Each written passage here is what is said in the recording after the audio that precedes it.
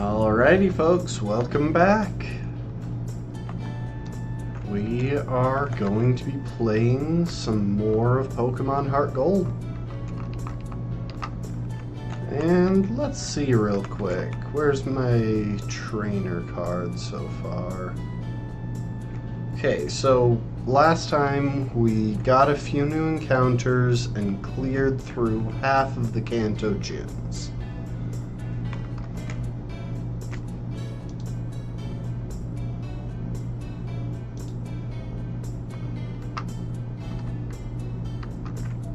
And it looks like our next destination is going to be Misty's gym. However, we can actually do one other thing before this. So it took some learning to figure this out, but I now know where exactly we're supposed to be going here for gaining access to the western portion of Kanto.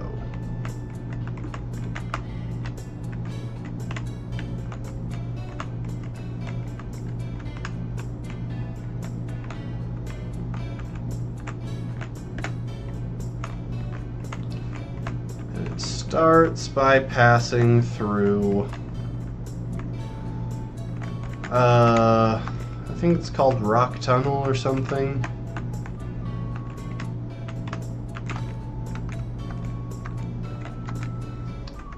The reason we want access to this is to let us get a few more encounters. So let's see here.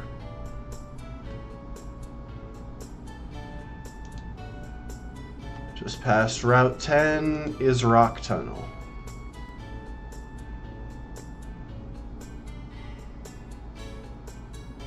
So I'm pretty sure that we returned the machine part. I should actually check this.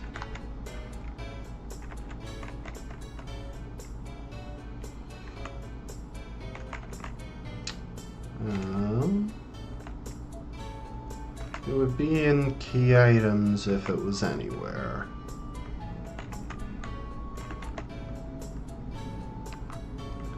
Yeah, okay.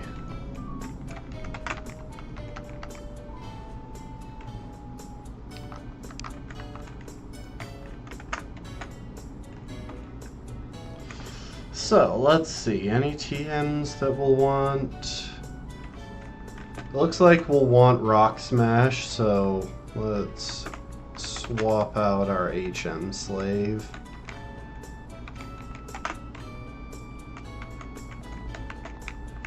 We've already got something with Flash.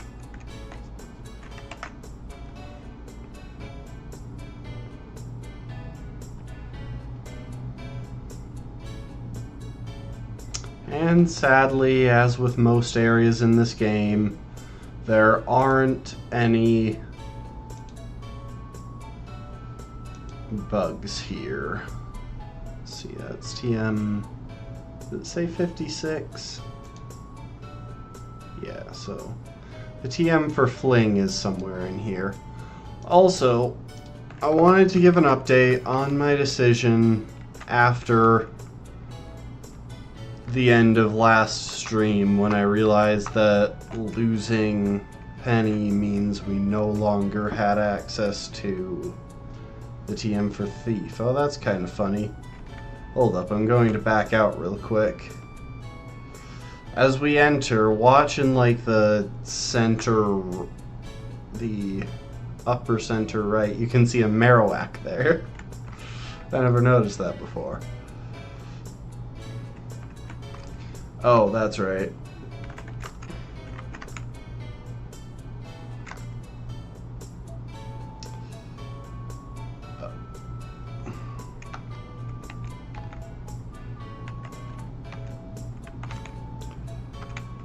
Oh, yay. Well, this is gonna go well. Alright, I guess we're not using Flash to navigate this, so give me a second.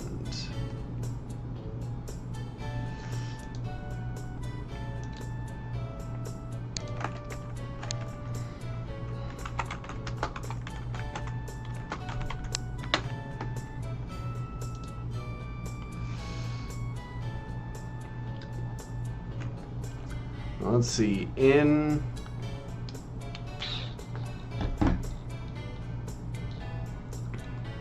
HeartGold and Soul Silver.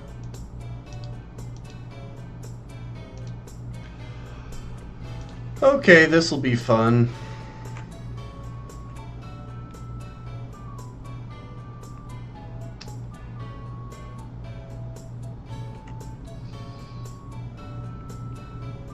Alright, here's my plan. I'm going to walk forward for a little while.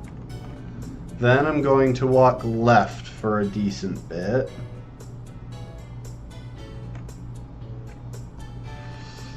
Okay, and now we'll walk down. I'm basically treating this whole room as like a large ice puzzle.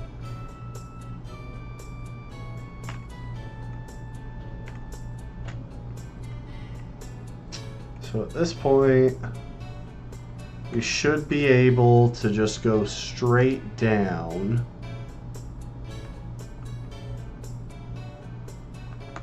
Oh, that was a loading. So now if we move left and then up for a minute.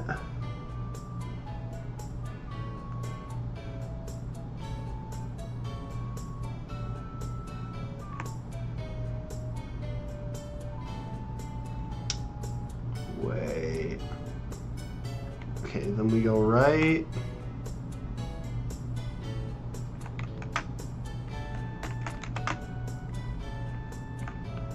Keep going right. Go up.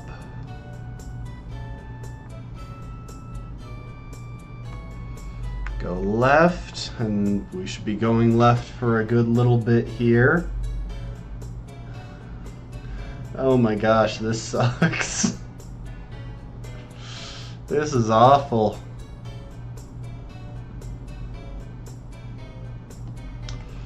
Okay, down.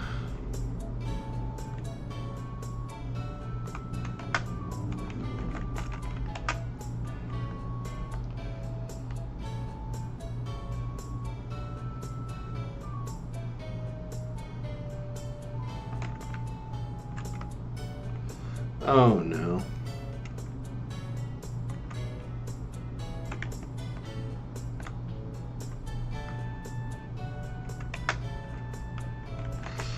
Okay, so two things. One, I've gotten lost.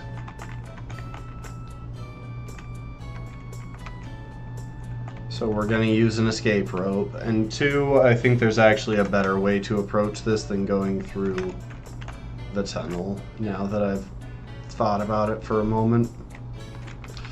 Okay, well, that was worth a try. No, not moving items. I need to borrow the Dragonite.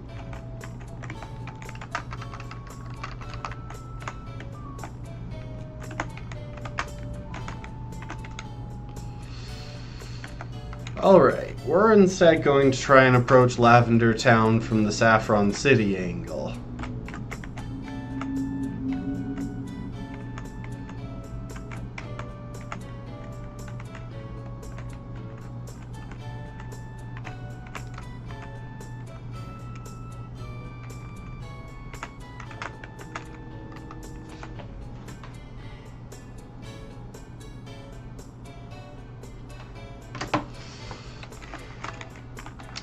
I want someone with cut.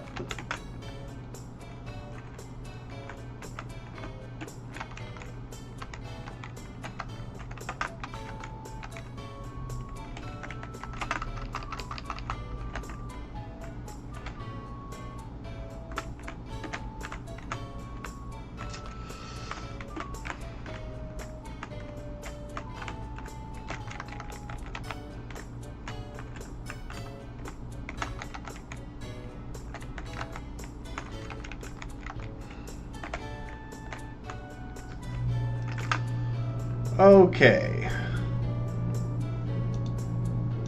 Let's try something different here.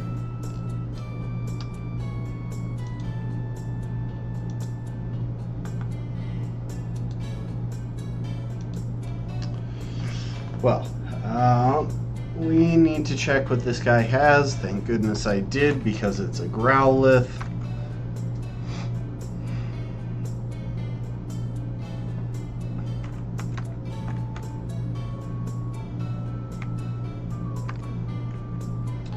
Okay, here's my plan.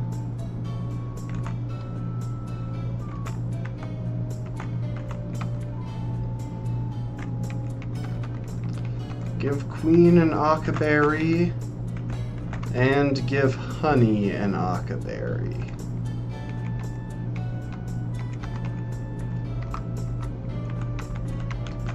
Switch Queen up front. That should be enough to deal with this thing. It probably has Intimidate, which is why I'm leading with Queen. There we go.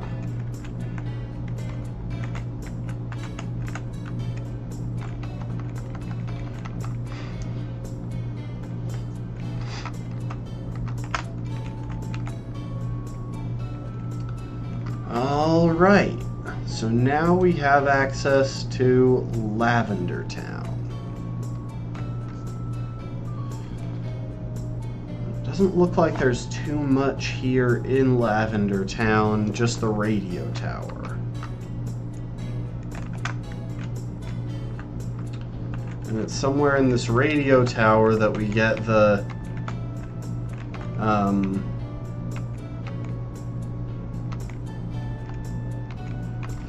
we get the radio card to hear more music.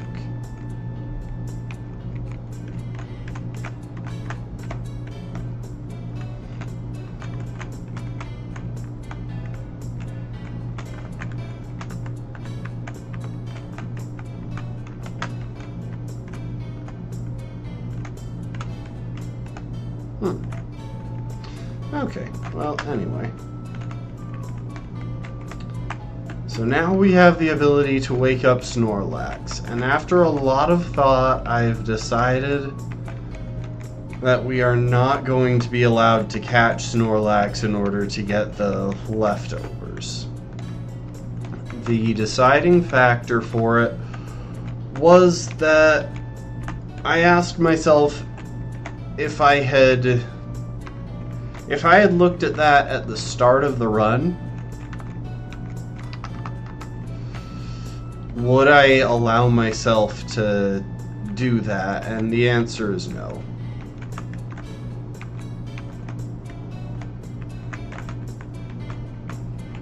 I wouldn't have allowed myself to go that route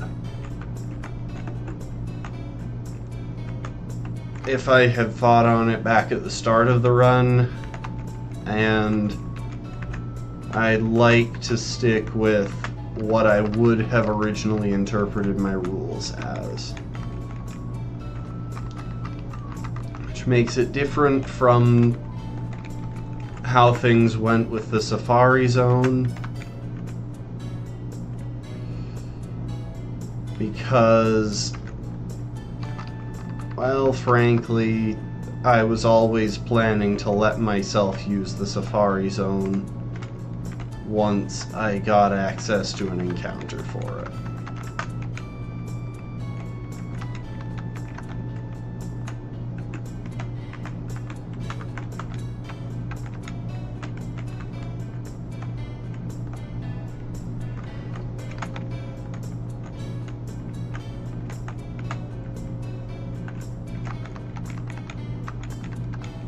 So yeah, now we have the Super Rod that we're never going to use. One important thing that we want to... Oh, hello. Yeah, I should check what items are available here. Oh, interesting. This is one of the locations where we get access to Wurmple through Headbutt. Okay, so we can backtrack here at some point when it's time to try and get Wormpole. Anyway, no, it's not it's not an important item.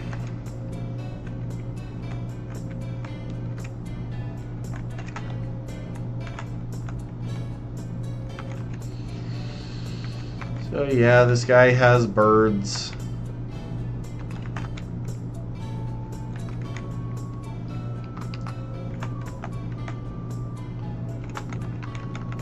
Welcome to the stream, Lastborn.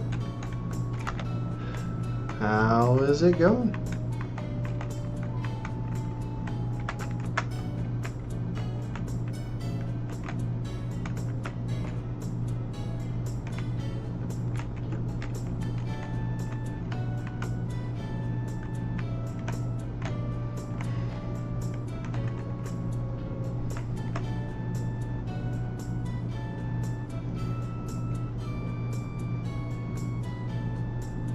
Really? The person was just staring there for so long.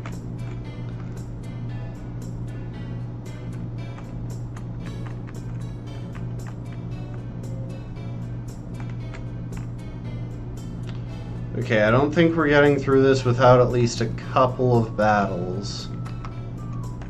I probably shouldn't have even gone this way, honestly.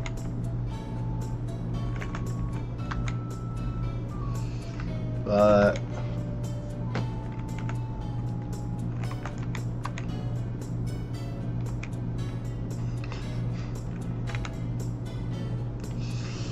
it's a level 65 Magikarp. That is terrifying.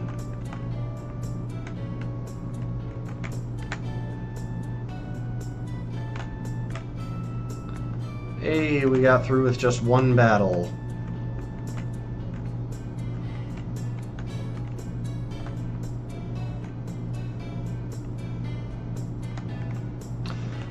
Honestly, the main... Oh, hey, it's Suicune. Hi, Suicune. How's it going?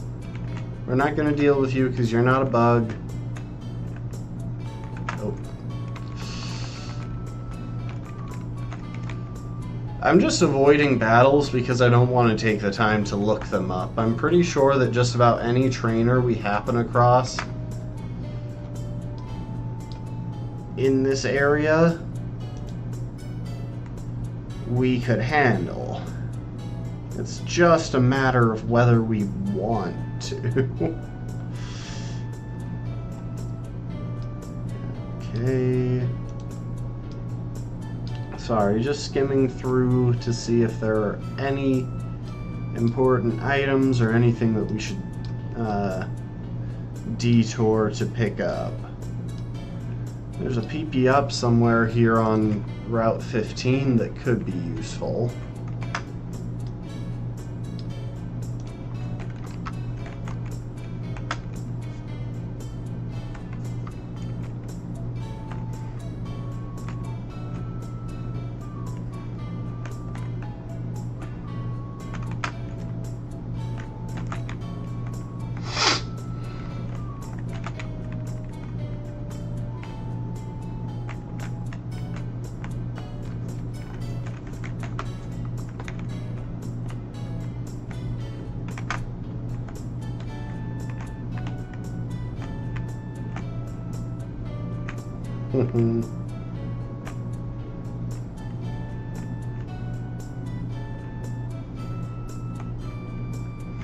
I love how they did make it possible to go around most of these trainers.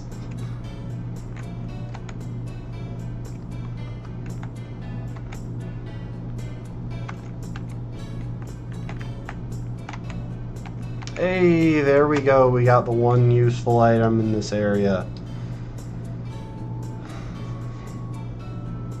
Oh crap, this doesn't even take us where I thought it was taking us. This gives us access to Fuchsia City.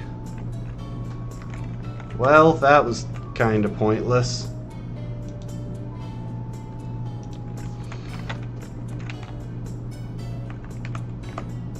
I must have missed a turn for Vermilion City somewhere along the line.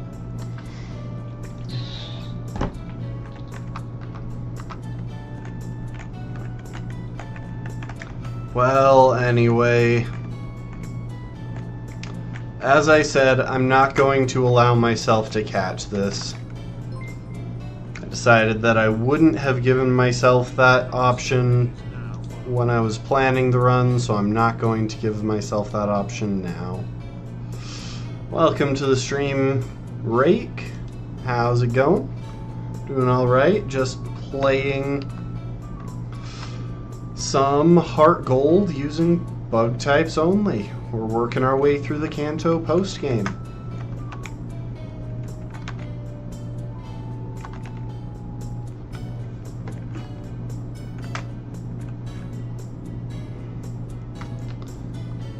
Alright. And we finally have access to Diglett Cave.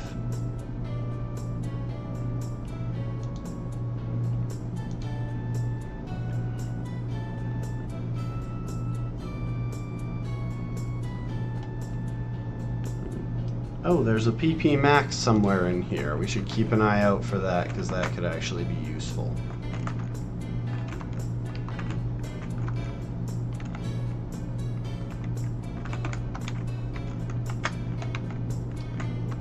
And we'll lead with Queen to make getting away easier. Even with how slow Queen is. Oh, why do I get the feeling? Yeah, okay. All of the items off to the side require rock climb. No thanks, I'm good. Not really looking for anyone to do art for the channel right now.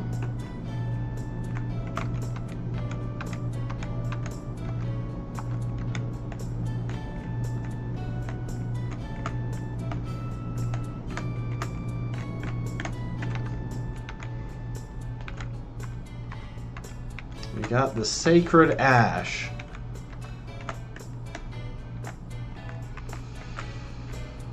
Alright. Let's see now, where all do we want to go? Okay, we can't go that way. That requires cut, and we don't have that on us right now.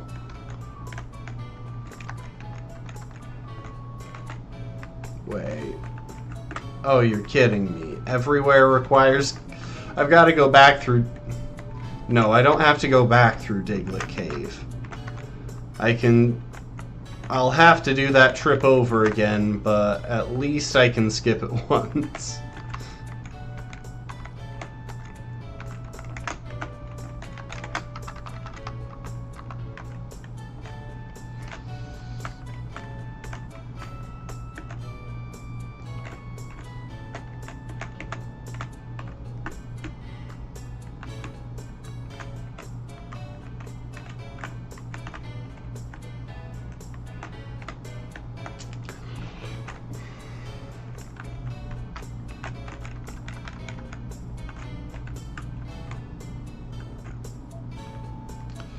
Okay, first things first.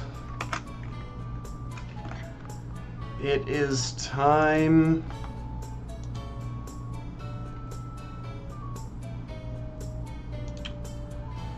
to visit Viridian Forest and I believe start whacking our head on trees. Oh, it's a swarm Pokemon. Hang on.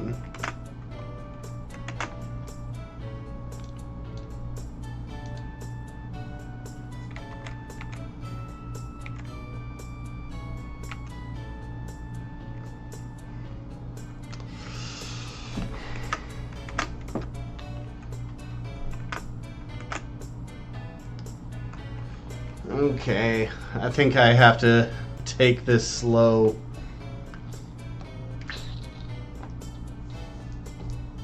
Honestly, I don't really know how swarms work in this game.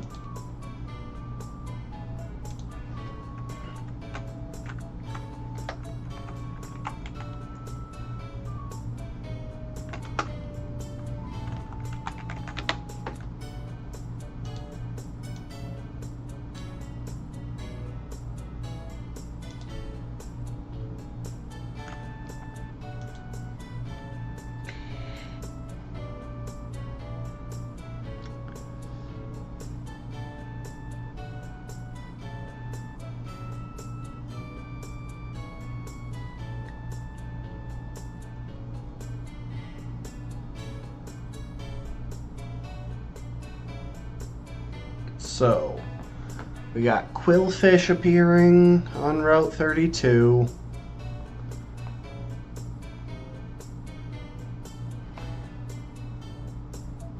Nidorina appearing on Route 15.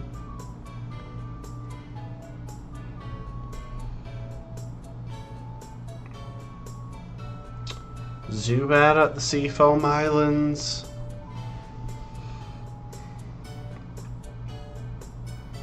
Fearow on Route 17.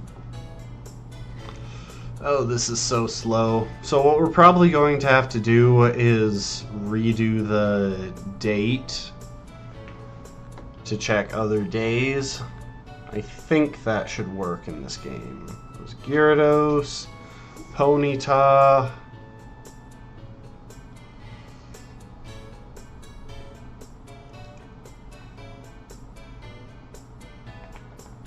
and I think that's back to the start.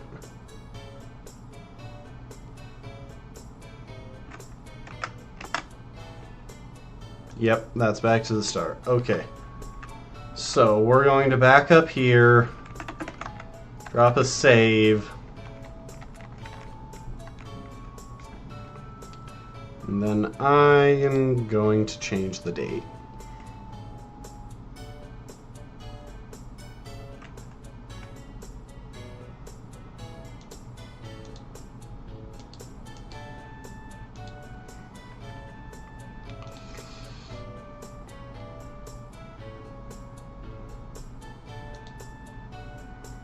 So, what's happening tomorrow?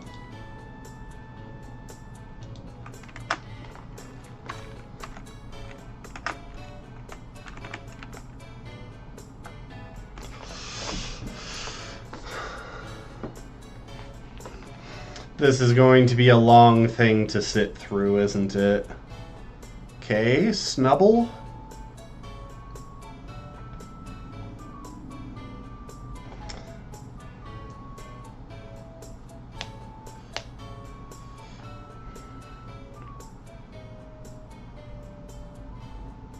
You know, I've said it before, I genuinely like Scarlet and Violet despite their flaws. But one thing that definitely bugs me about those games is that there's no way to fast forward to a certain time. And since some Pokemon only spawn during the day or at night, it's kind of annoying that there's no way to just sleep until nighttime or something, like you have in most other games like Breath of the Wild and such. Okay, that didn't give it to us.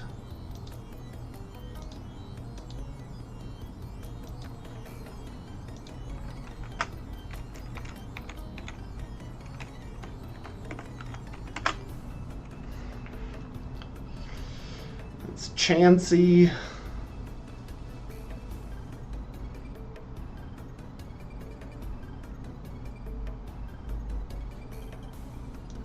Dawn Fan. Hey, at least this isn't as tedious as the Safari Zone stuff that I probably should have been taking care of throughout the game.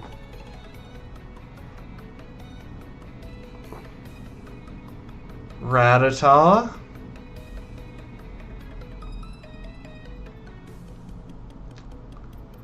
Clefairy. It's kind of dumb that there are some swarms, though, that have Pokemon that we could get literally anytime, almost anywhere. Like Rattata and Raticate, why do we need a swarm for that? Alright, that's another one that's a no-go.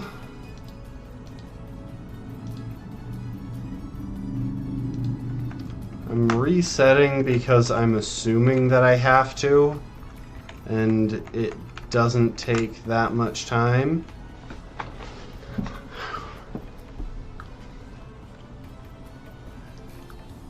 That's Swablu.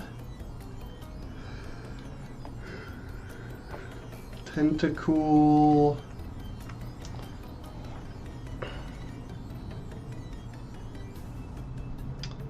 Magnemite. I can't believe we're watching the radio. Is that a new message? Rake, I don't know if I missed it, but if you want to drop !Discord in the chat, you can see, it'll give you a link to join the Discord.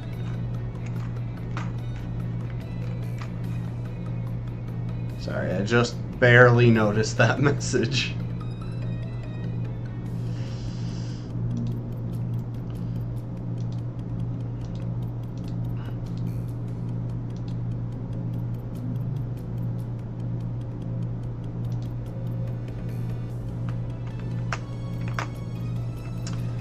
Okay, we definitely have to reload if we want it to realize that the day has changed.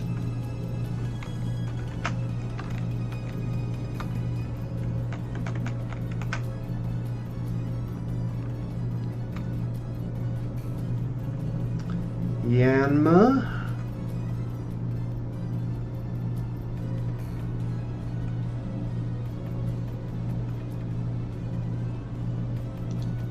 Golbat.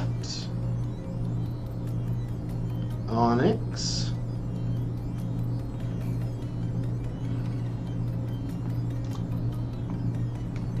Donphan.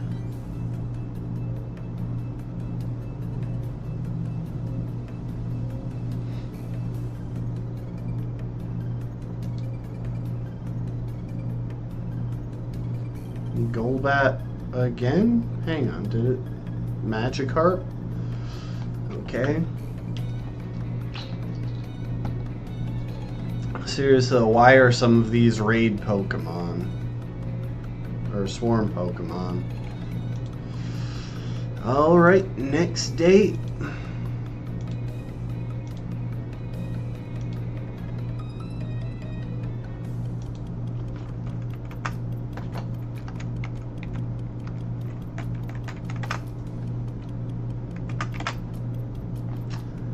Whiskash.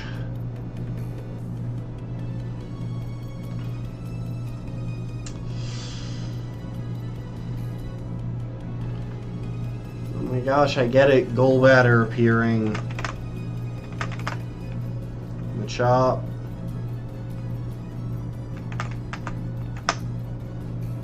Kadabra.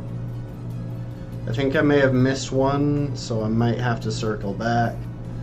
So the reason I haven't been fast forwarding through this is that this I believe that was a Psyduck, a Magnemite,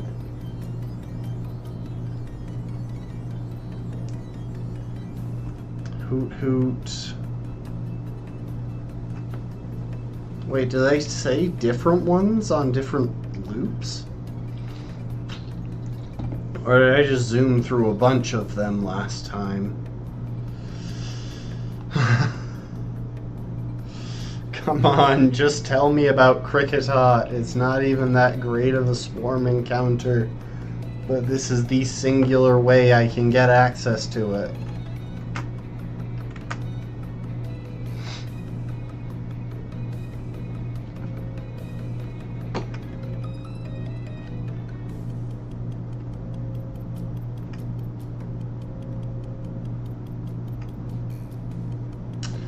Maybe it's just the breaking news one.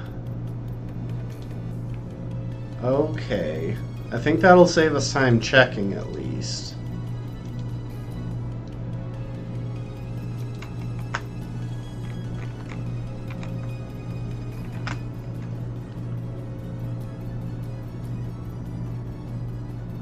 Have a nice day.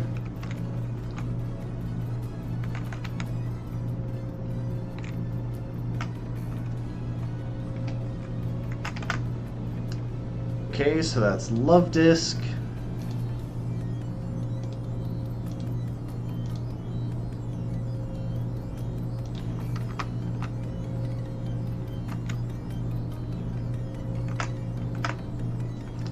Okay, it definitely needs a reset between attempts.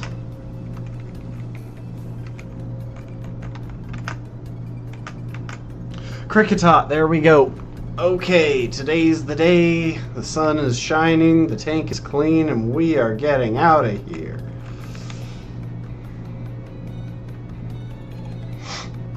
Don't hate. I realize that it's a dated reference, but Finding Nemo doesn't exactly get old. Oh, and right off the bat, we'll throw a netball. I suppose I should have spored it first since I wasn't going for a quick ball.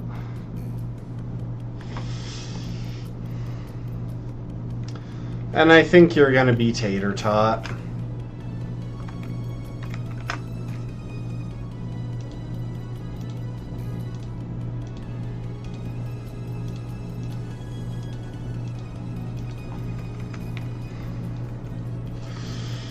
Oh, finally. Okay.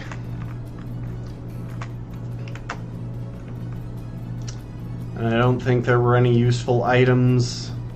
There's TM77. Which one's that? Psych Up. Yeah, I don't think anything that I'm facing in the remainder of the game has a boosting habit. Oh. Hang on. Let's visit Pewter City. And then head south.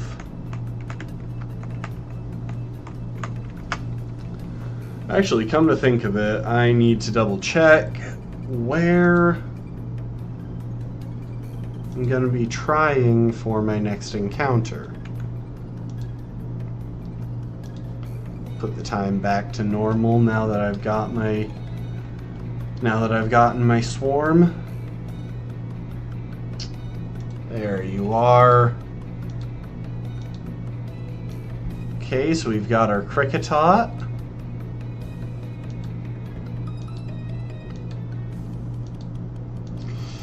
There's Wurmple.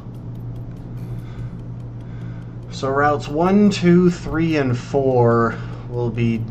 Oh, and Pallet Town and Pewter City are both potential Wurmple encounter locations as well. So if that's the case, then...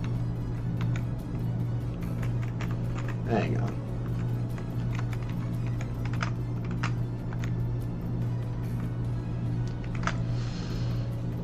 And let's check our headbutt trees.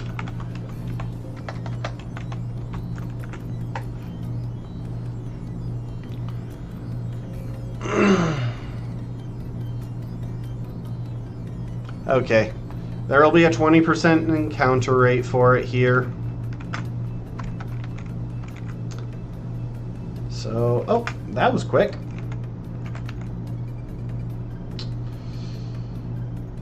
It'd be nice if I had gotten it at lower level. Let's see real quick, actually.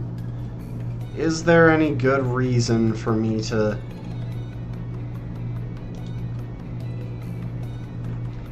avoid catching it? I mean, I guess I could have it...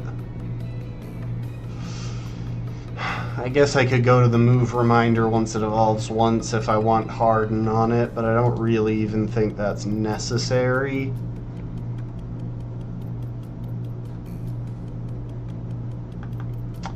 Yeah, we'll just catch this one.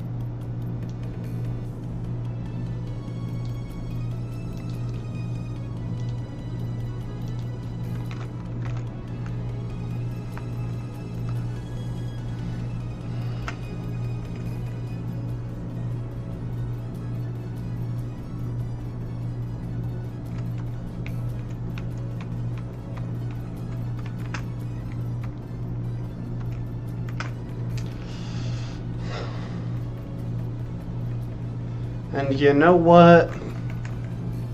I've been binging a bit of Gravity Falls lately. You get to be Grunkle.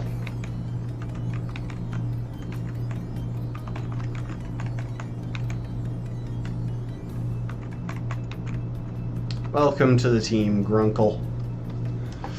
So yeah, we're probably going to do our leveling pretty quick here, just to see what Grunkle is going to evolve into. Will we manage to pick up a new bug poison type since we've lost all of our previous ones, or will we be able to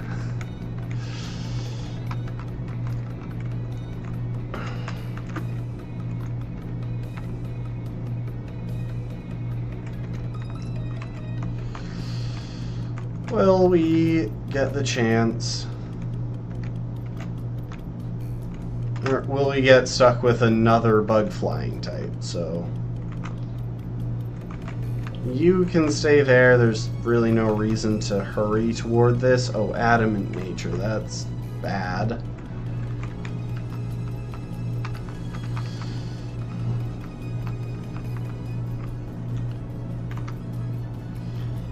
Ah, well.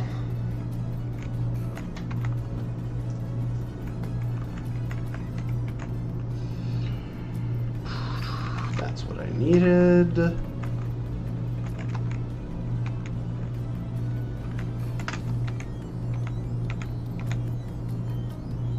That's a Silcoon. Okay, so this thing is going to be basically useless. Because Beautifly is just a much worse version of Butterfree. Like, so much worse in every conceivable way. It's actually insane. The only edge it gets is reliable recovery by level up.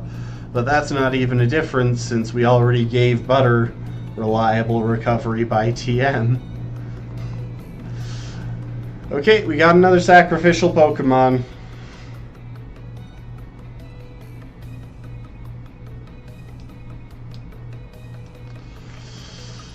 Oh, that kinda sucks. At least Dustox would have been semi-useful. It's got a better typing anyway. And higher special defense, I think. Yeah, so Beautifly has decent special attack, but none of the stats to support it.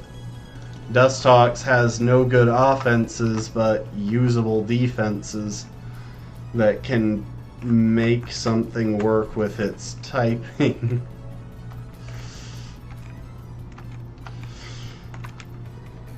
Alright, well, you're not getting used ever.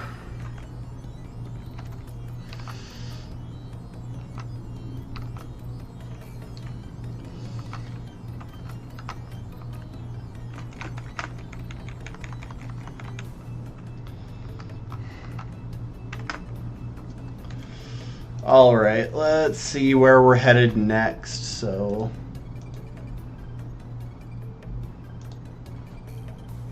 Viridian City, anything useful to pick up here? TM85. It's given as a gift somewhere in here. Dream Eater. Wait, I might actually know where this is. If it's consistent between the generations. And then there's the gym.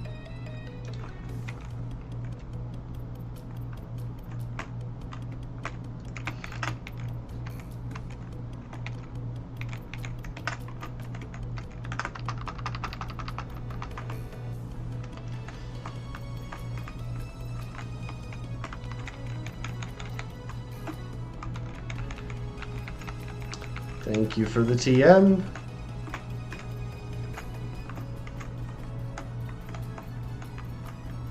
And here is Route 22, where in a playthrough of, say, Fire Red or Leaf Green, we would go to reach the Pokemon League.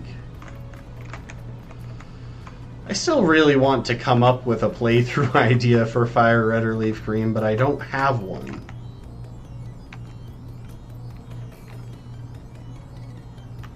No thanks, Janine. I'm not scared of you. I completely decimated you when I faced your gym, but I don't want you to call me. It's kind of it. Okay, well, those are our encounters that we can get at this point.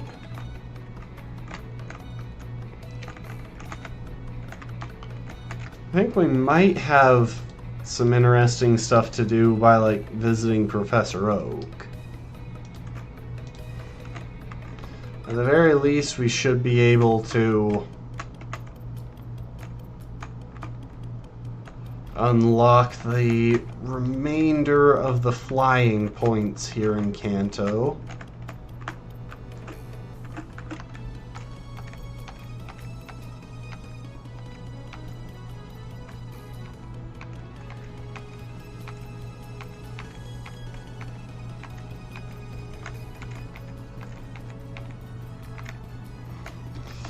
Okay. Yeah, no. Nothing useful yet. We need to visit him again once we have all 16 gym badges. But that's it. However, at the very least, by hopping onto this route, we can make our way to Cinnabar Island, and that'll be all of the fly spots in Kanto.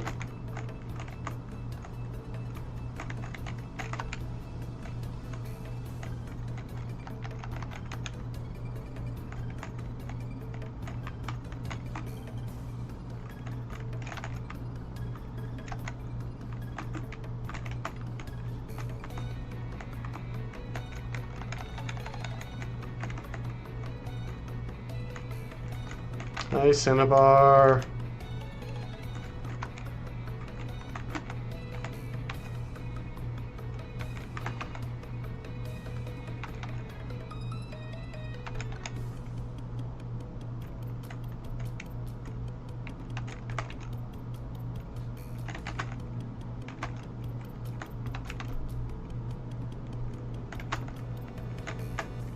Oh my gosh, leave me alone.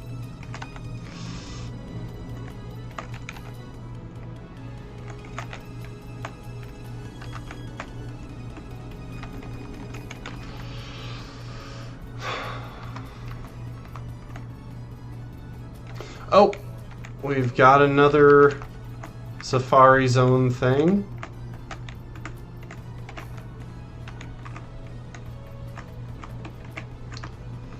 Love how she says, I feel sorry for Blaine.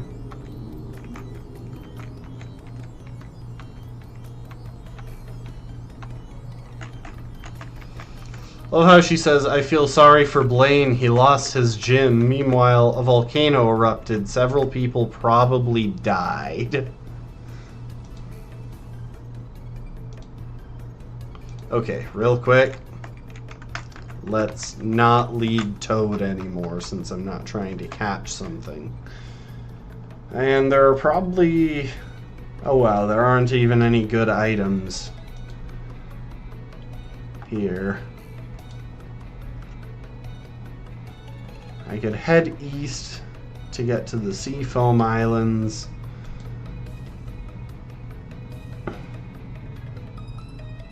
Which is where we'll face Blaine, but I don't actually think there's any point to it.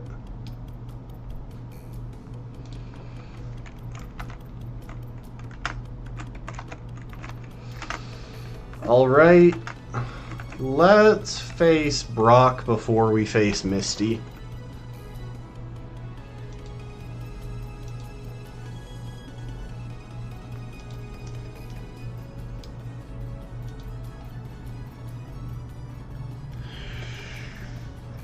Pewter City.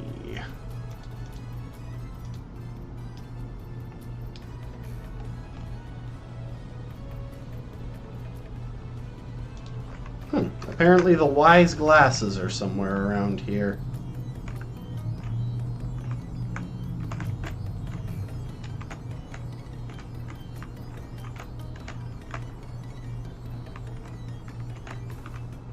I bet that's them over there.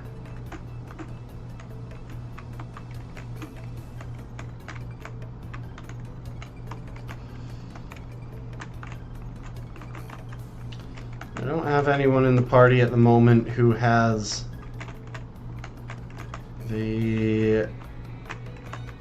Rock Smash, so we won't worry about that for now. Anyway, let's see. So Brock's team.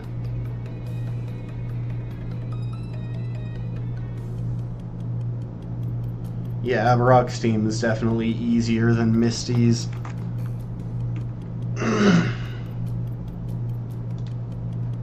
Lower level and less difficult.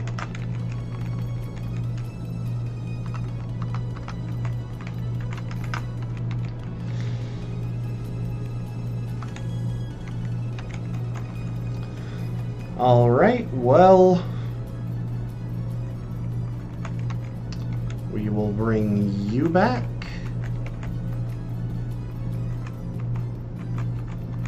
And you know what? In case we find ourselves in desperate need of a sack, we'll bring you.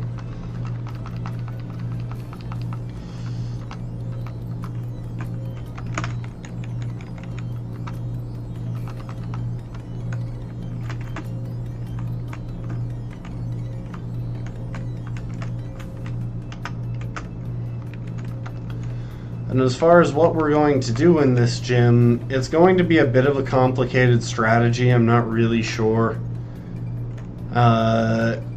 Anyone who's not like super familiar with Pokemon strategy will understand it, but I'll try to explain it once we're in the position of actually battling. And I will be nice to Grunkle and level up, like, a lot.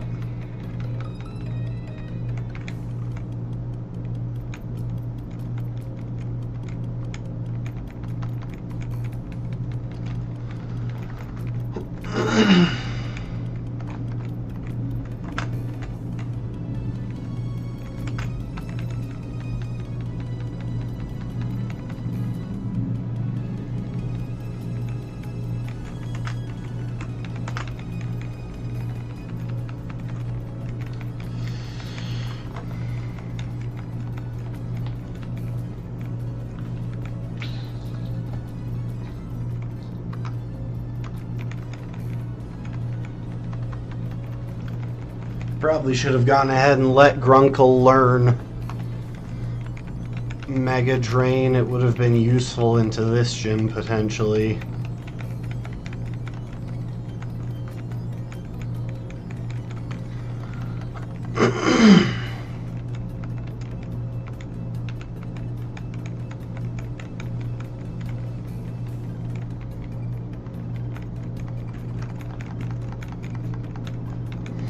There, we'll go with Giga Drain.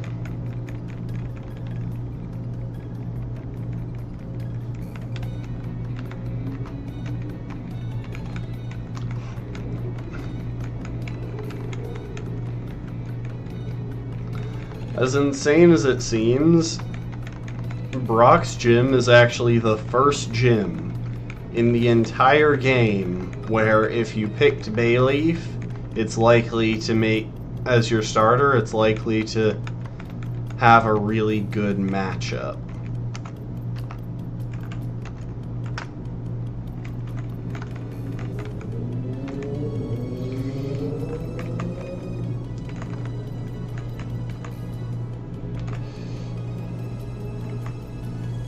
Yeah, this isn't even going to help. Now, Honey, you get a Lumberry. Or a Citrus Berry, not a Lumberry. There is no random status spam in this gym.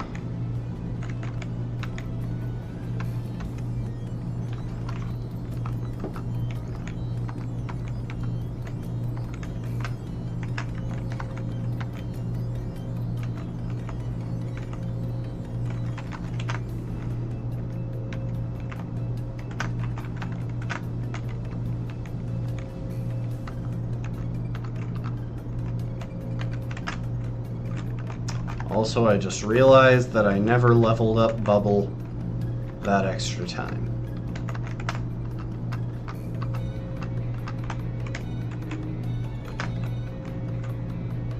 Anyway, as I said, I've got a pretty in-depth and very intricate strategy for rock. So I hope that y'all will be able to follow it. I'll explain it as I go.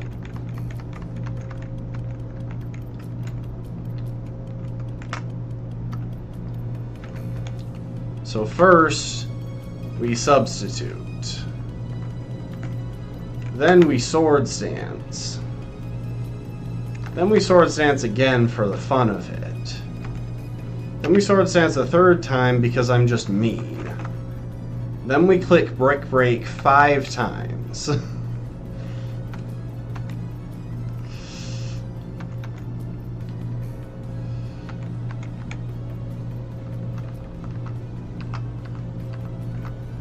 I definitely didn't need all 3 of those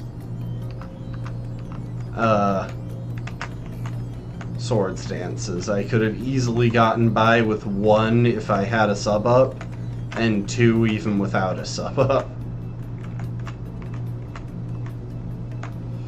Anyway, that was Brock.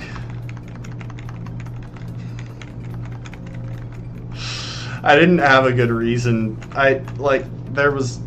Oh, wait, what the crap? How did this get switched to... I really hope that didn't just cover up everything that happened there. I mean, admittedly, it wasn't anything interesting. Again, I gave a blow-by-blow of the battle, but I hope that wasn't on screen for long. I don't know how that could have happened. Maybe I just misclicked at some point?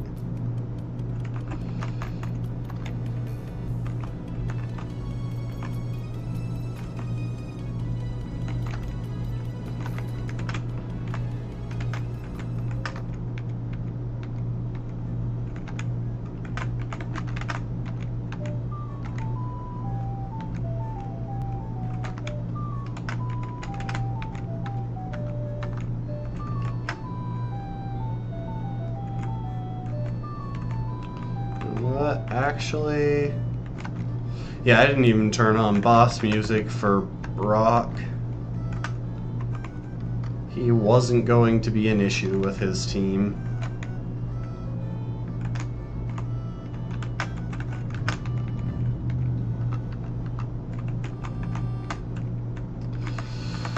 Alright, anyway.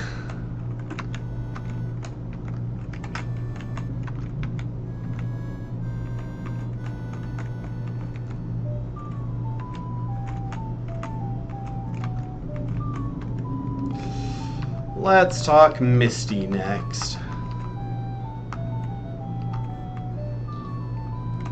So first thing we have to do is get her to actually go to her gym.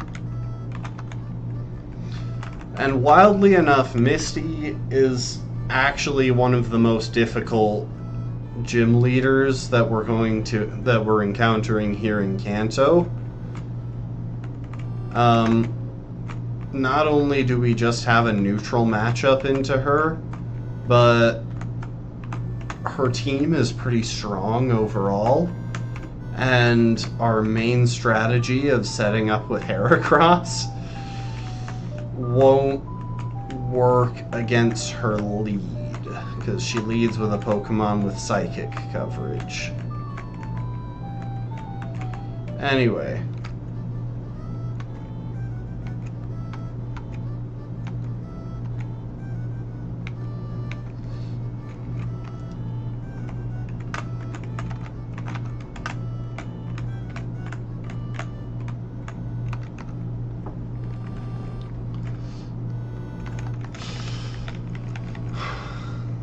This will actually be a bit of a tricky fight, and I want to figure out what I'm going to do beforehand.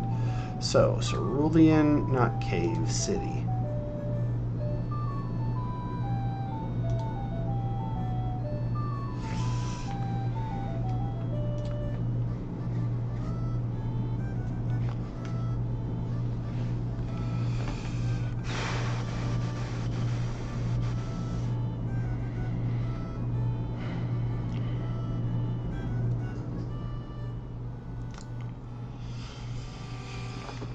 So here's the challenge as it works out.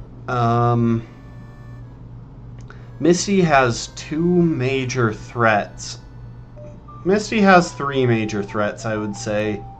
She's got several Pokemon that are a bit tricky to play around, and that we need to play around intelligently or they'll start causing problems. So her Lapras and her Starmie are definitely the most dangerous stuff. Her Lapras throws around Sing, which can put our team members to sleep, or Body Slam, which can paralyze, and its Ice Beam attack is hard for us to deal with given the number of flying types we have.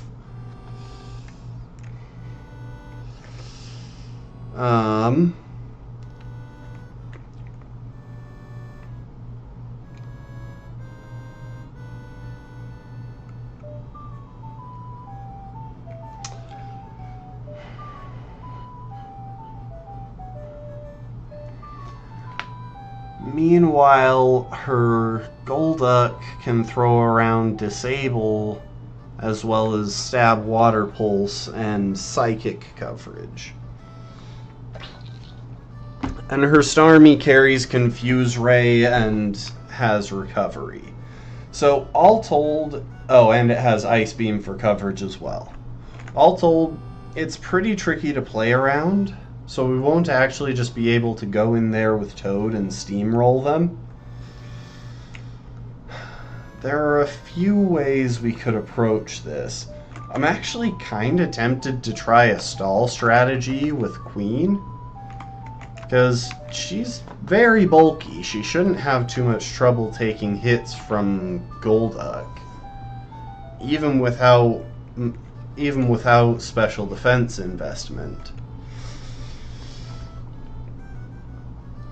And with that and Heal Order, we should, with Heal Order and maybe teaching her Protect, we shouldn't have too much trouble stalling out a good portion of its attacks.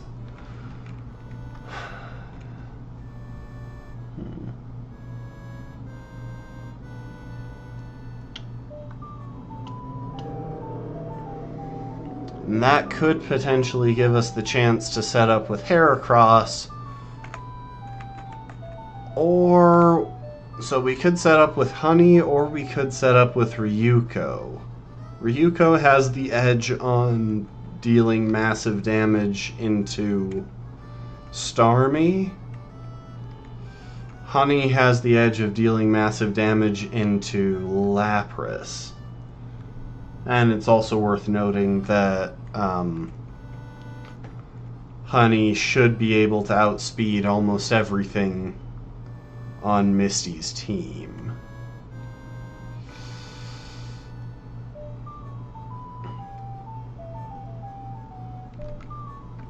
You know what? I might just go for a nice simple strategy. So, hear me out here.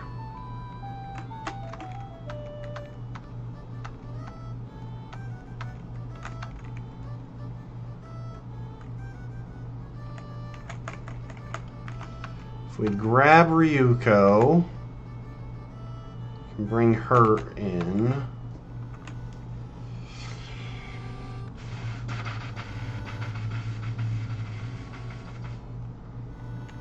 And actually, we're going to go visit the move reminder.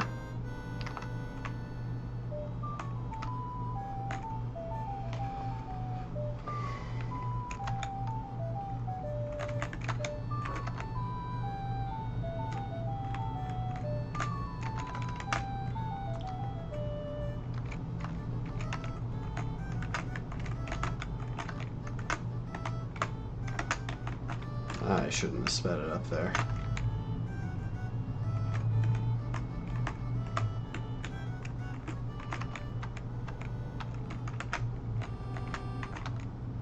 So Ryuko will go ahead and remember X Scissor.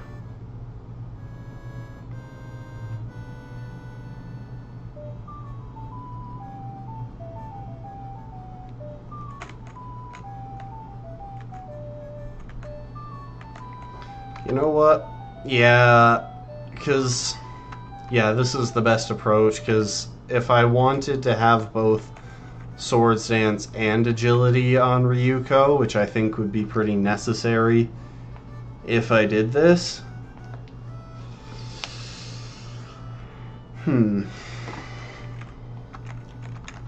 then I would need...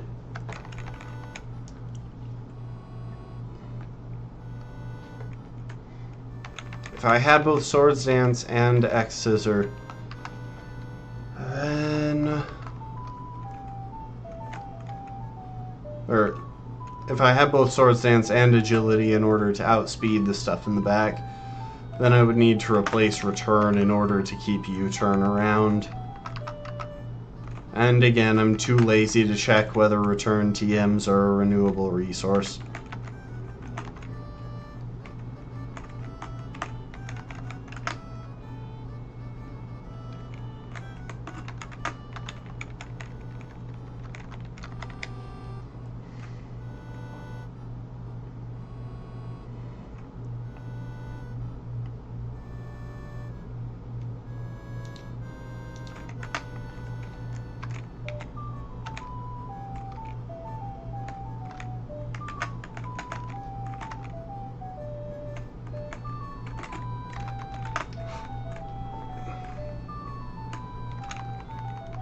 I don't know why I'm healing my Pokemon. I'm pretty sure I just did, but whatever. Let's see what's actually in the front of her gym as well, because I don't know how many trainers will have to be, if any.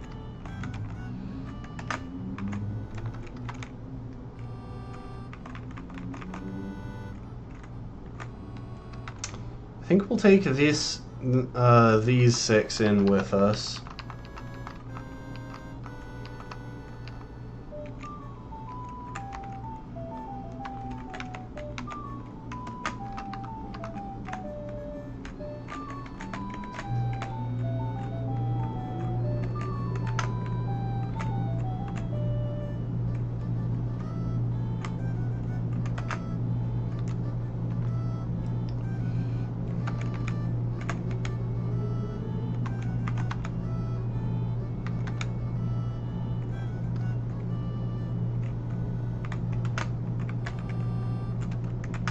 Well, I'm just going to deal with both of these guys. That should be enough of this gym cleared out to make it to give us a clear path to Misty.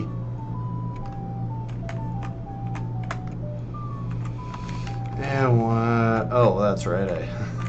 I don't have a Surf Team member with me right now.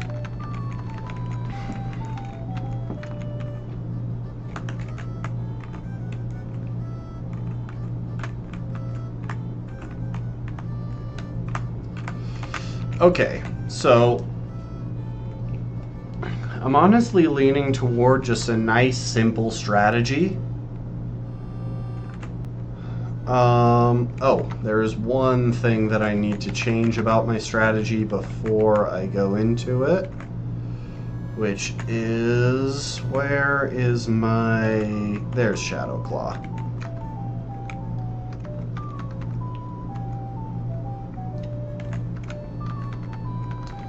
We'll go ahead and teach Shadow Claw to Honey in place of Aerial Ace.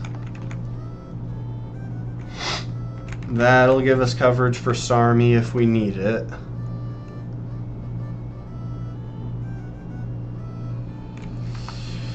So basically, my basic strategy for going into this is pretty simple. It involves around recognizing that we have the ability to bait certain attacks through our pivoting, and that should give us safe switch-ins. So Ryuko, you're going to get a Scarf.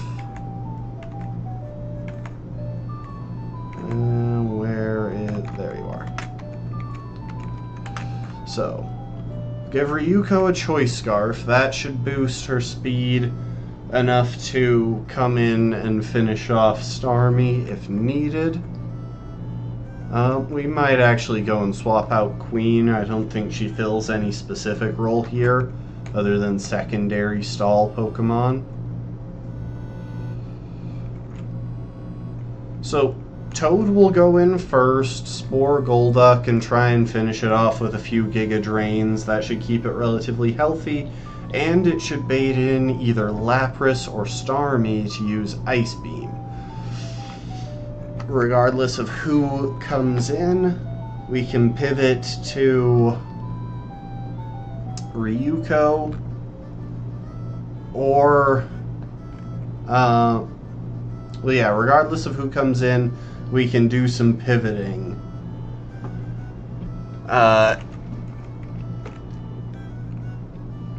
If it is Lapras,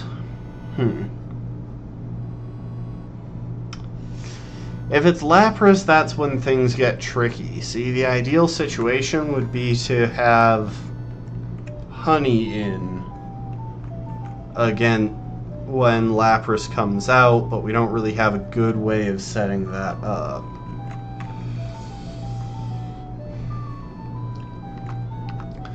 Real quick, I am going to go ahead and swap Queen out for Grunkle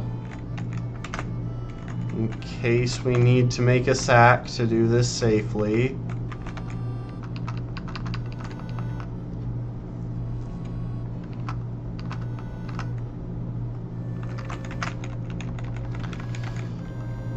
A lot of the rest will just be based on who we give what item to.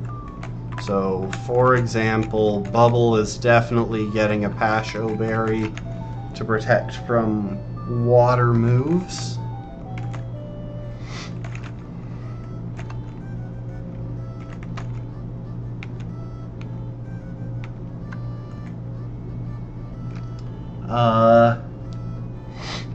And a Yachi Berry will go to Toad.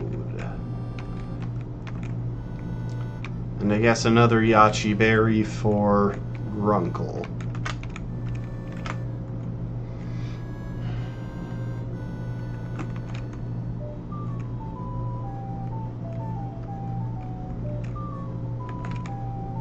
And then a Lumberry for Honey to avoid shenanigans. Ryuko has a Scarf, Butter has a Wide Lens. Yeah, that should be good. Alright, I'll do our leveling.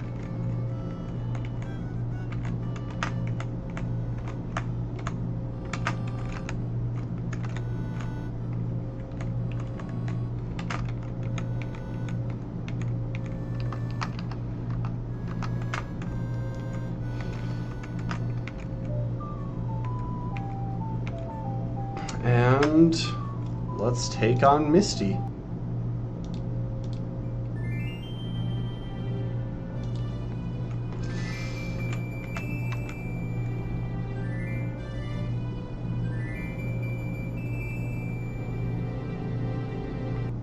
Of course it got a crit. Of course.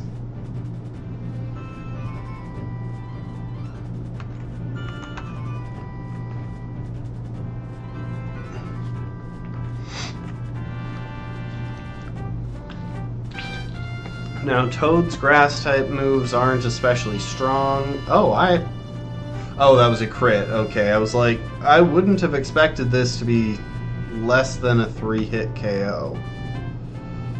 I'm gonna Giga Drain first, because she's gonna heal. I didn't know if she was gonna use a Hyper Potion or a Full Restore. So, I didn't want to waste a Spore into a sleeping Golduck. This gets us back to full health. And then we can Spore it.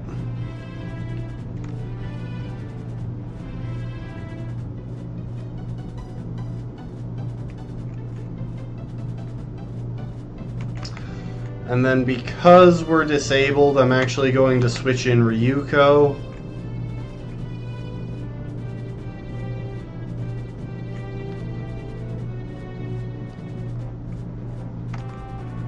And Ryuko should be able to safely U-turn out of there and probably get the KO.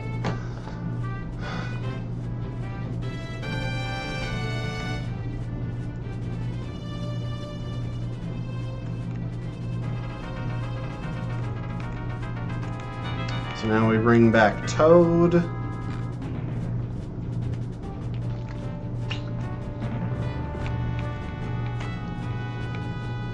Okay, Lapras is in.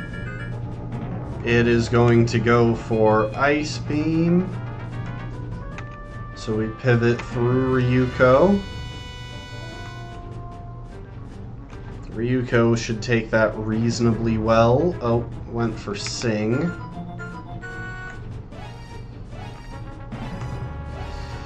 And I'm going to go for X-Scissor because I don't want to get caught by Sing on the switch-in.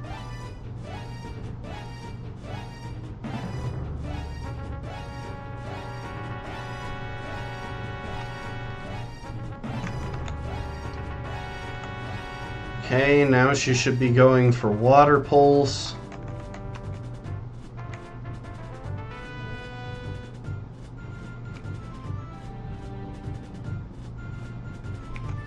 And now she should be going for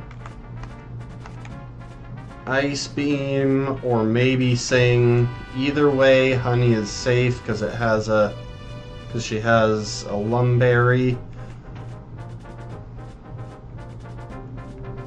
And now she'll probably be going for Sing again. So I should be safe to set up a substitute. I can definitely KO this thing with Brick Break from this range. Dang it, I was hoping the substitute would last.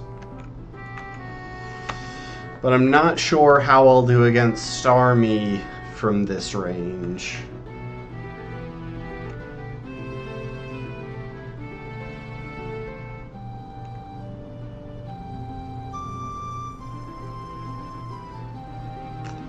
So it's probably Starmie coming in next. Oh no, it's Quagsire.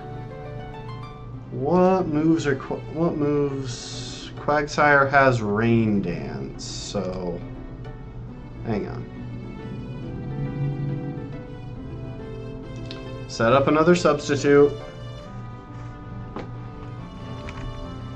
Ah crap, my HP is divisible by 4. Means I can only get 3 substitutes out. If you feel like going for an extra amnesia, by all means do it. Yeah, Quagsire's just forgetting all of the things right now. Honestly, I probably shouldn't have gone for that extra substitute. I probably should have gone straight for Swords Dance and then Brick Breaked it. But we're going to ignore that, especially because Honey just got a great critical hit, and you know, that was cool.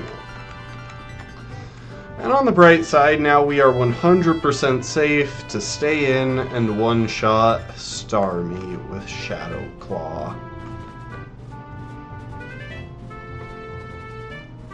It'll break the sub, but that doesn't matter.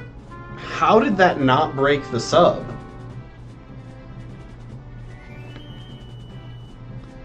Must have been like an extremely low roll Ice Beam, because like, I mean, Heracross has some special defense, but it's not that bulky, and Starmie hits hard.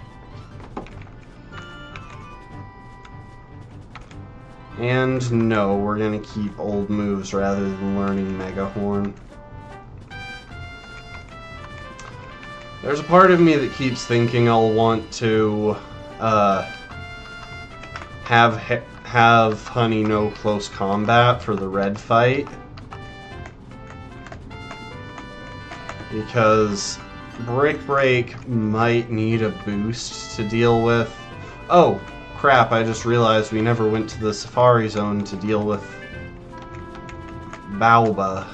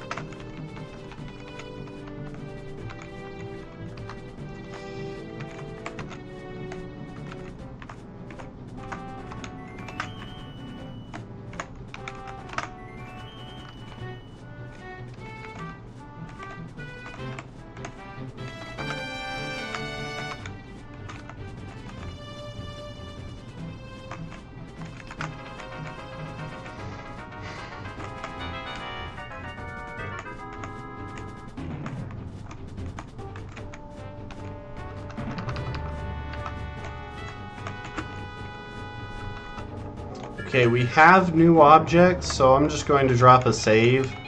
Then we'll go in there and find out which objects we have access to now.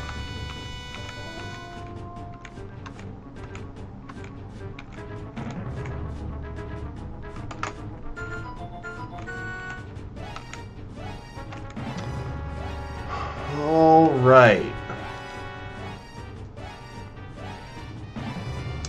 So, just a reminder.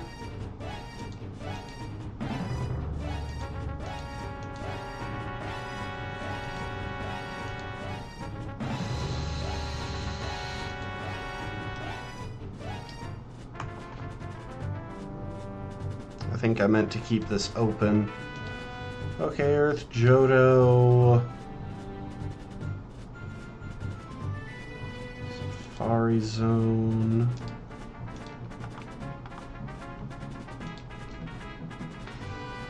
Alright.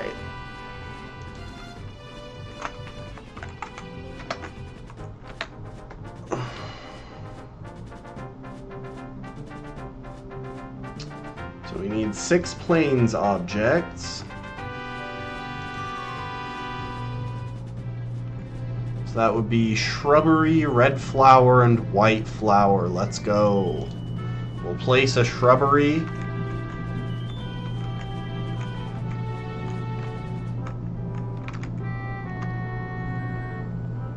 Red flower.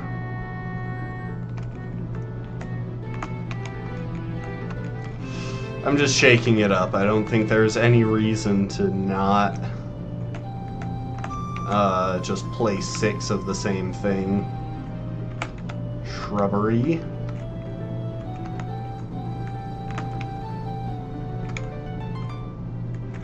Red flower.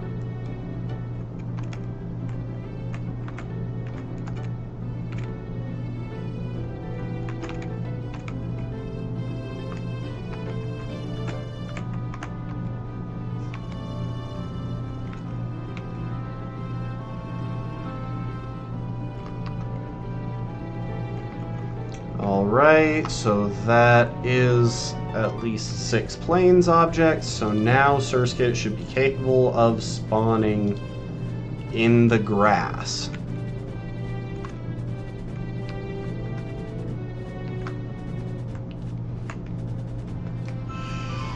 Of course, it has a chance of running away, so there's that.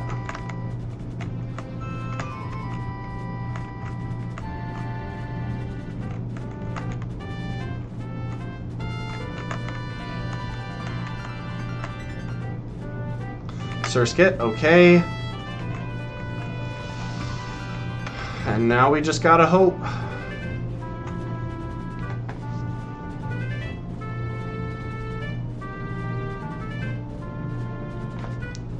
We got Surskit. I don't know if I've mentioned this, but Surskit is genuinely one of my favorite Pokemon, and it is my favorite shiny of all time. Back in these early generations anyway, it goes from being blue to being this really cool black color. Oh, hang on, I want to check something.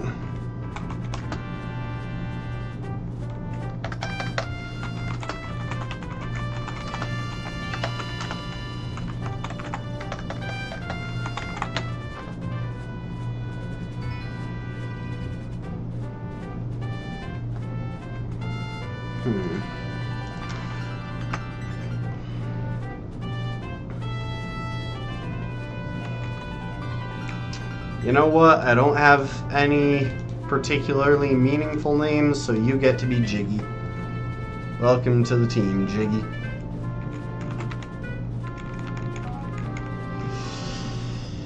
Alright, there we have it. We have a Jiggy.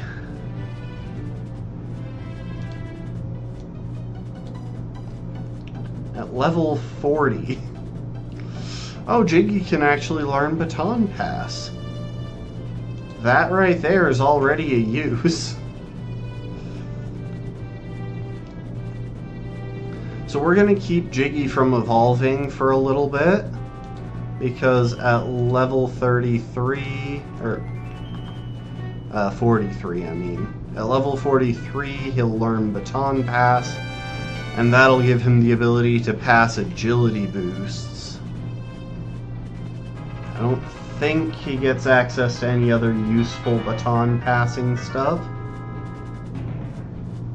Yeah, unless he picks up a random Omni boost, but that isn't something we should plan around.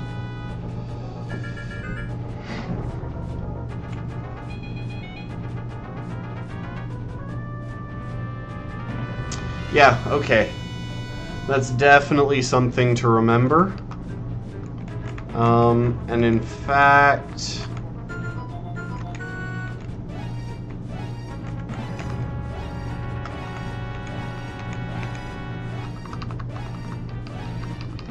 Nope, Jiggy is not evolving.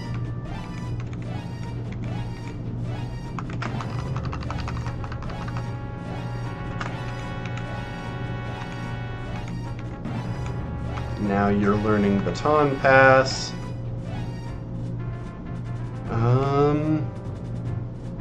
I really doubt that I will ever have Jiggy make an attack with, at least with any of her pre-evolution coverage.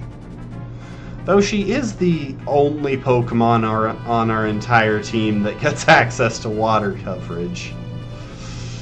I might just... Oh wait, actually, hold up. She can learn Water Pulse by TM. It's not quite as useful as Bubble Beam. Prevent stat reduction, remove stat reduction. I'm going to get rid of... remove stat changes. I'm going to get rid of Mist. And we're still not going to have Jiggy evolve just yet. I just wanted to take care of that while I was thinking of it.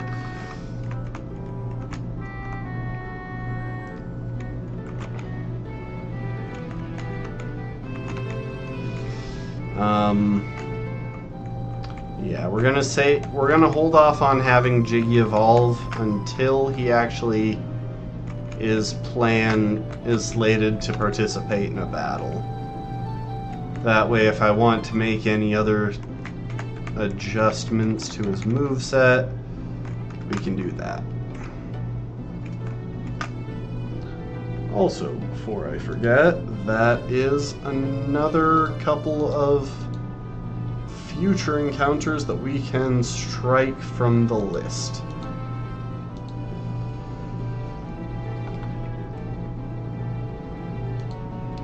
So we only have 2 encounters left, and both of those will be after Blue.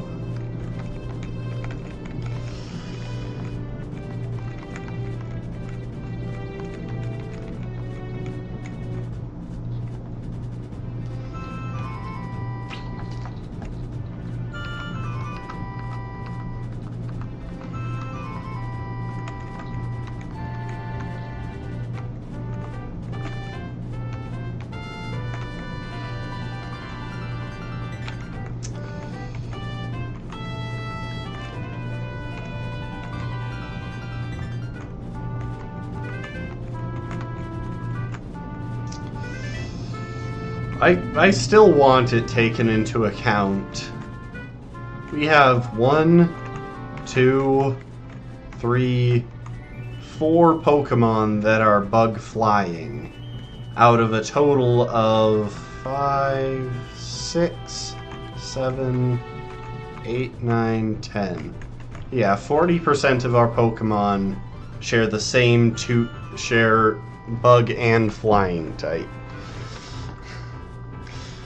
And this is an especially interesting thing about bugs. They're really prone to quad weaknesses because they have a lot of common weaknesses.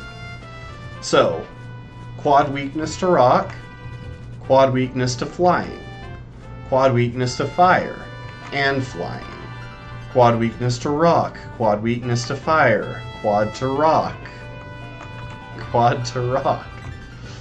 Eventually going to be quad weak to rock because Surskit will be a bug flying type when it evolves.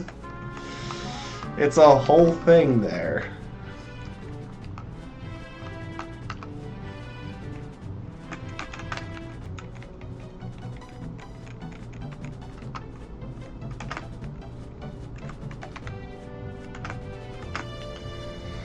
Alright. Now I actually want to rethink this for a sec while I figure out how we're approaching this, because not only do we need to go, not only is our next challenge Blaine, but we might have to deal with trainers on the way to Blaine, which just makes everything harder. So, in the gym, I actually think we'll probably want to fly to Cinnabar and surf from there, now that I think about it. Yeah, in the gym, there are a lot of pretty tricky trainers. And we definitely want to be smart about how we approach them.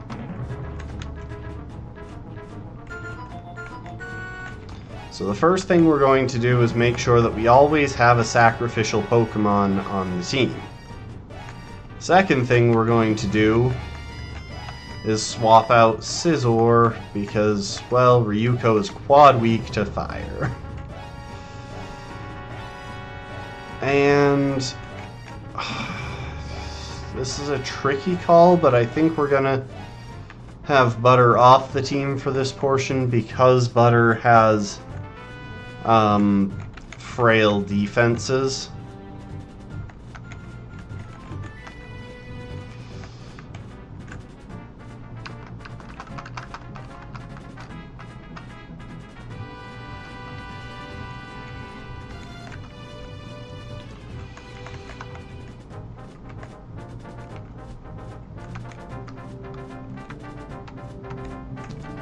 We're gonna hand out a bunch of Aka berries and one citrus berry. Actually, the Pokemon that I wanted, one of the Pokemon, Queen, already has an Aka berry. Yeah, this guy's gym trainers don't go easy. A lot of them are carrying powerful moves like Overheat.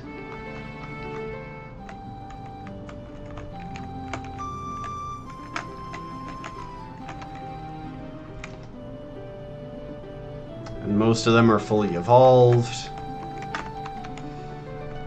Yeah, we're really gonna want to avoid gym trainers here.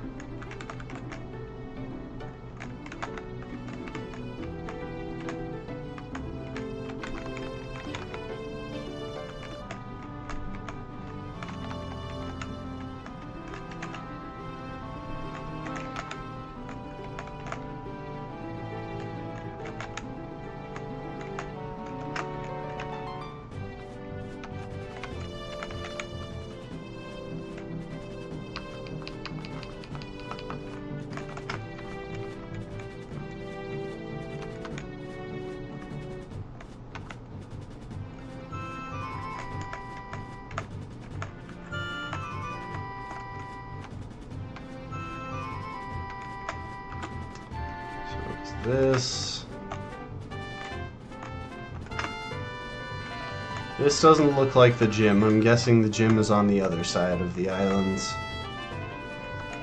So we should have approached it from the opposite direction.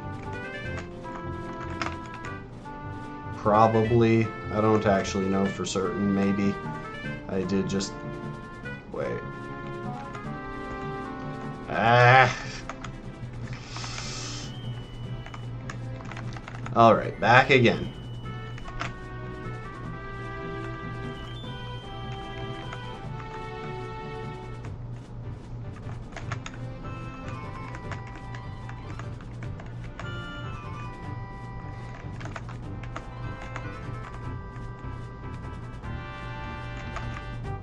Okay, there doesn't seem to be a way around to the north on this side, so unless there is one somewhere over here... Oh, didn't mean to do that. Oh well. We're actually going to U-turn out of there, because this thing might have rollout.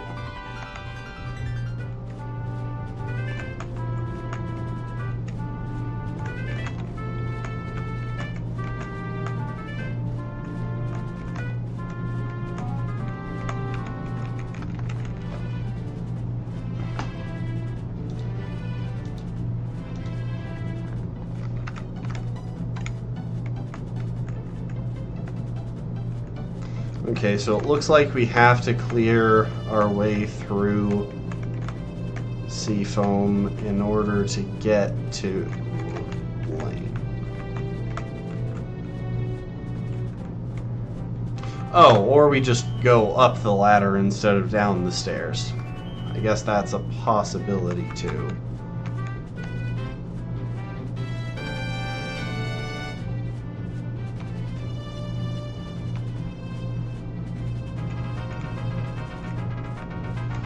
Oh, you're kidding me.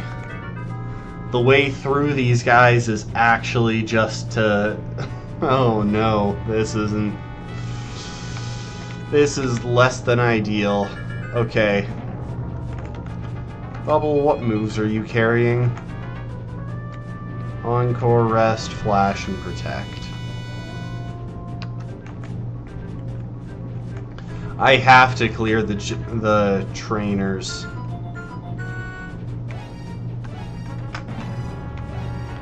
This guy has an Arcanine with Overheat. First move, we protect. That's one Overheat down. And you just locked yourself into Extreme Speed, buddy. Thank you for making this nice and easy.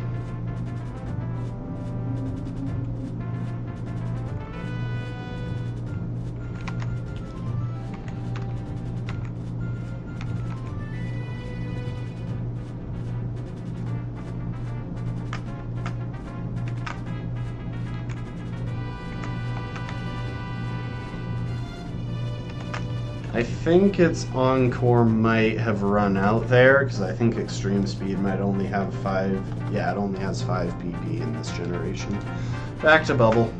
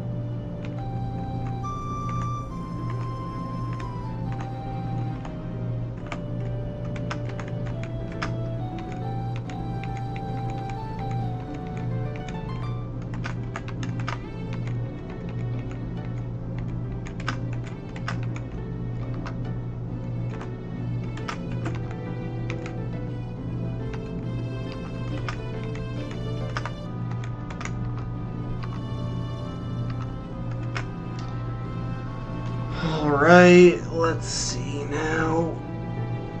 I'm trying to get a sense for who's actually necessary for this gym.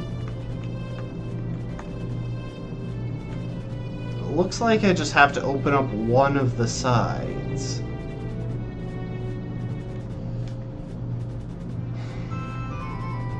Though it is unfortunately not really possible to tell who is who.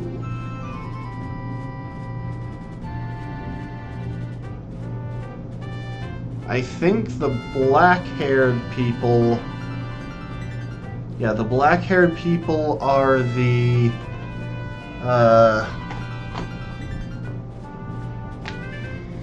scientists, like the one we fought just now, whereas the blue-haired people, like the one straight above us there, are the super nerds. But at the same time, everyone in here is either a scientist or a super nerd. Okay, wait, I can figure this out. So, they try to list these in order that you're likely to encounter them. So, for example,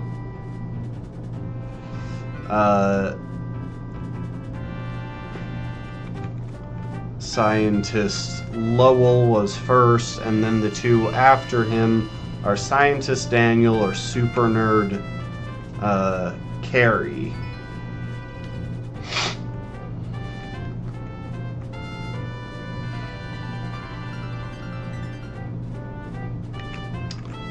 So between those, I think Scientist Daniel looks like the easier option.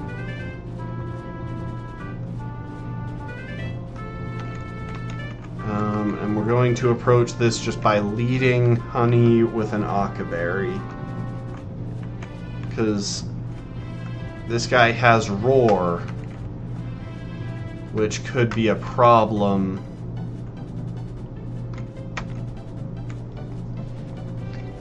If we try and go with Shuckle strats. But Brick Break should be a solid 2-hit KO, and he'll even give us a Will-O-Wisp because he's feeling helpful.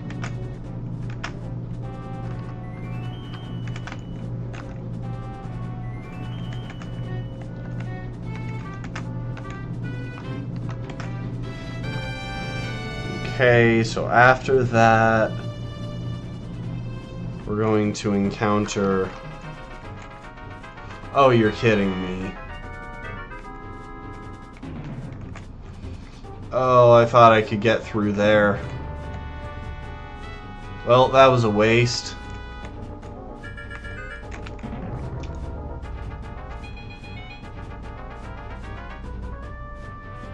So this super nerd is probably carry with the Torkoal, who has Overheat, Iron Tail, Body Slam.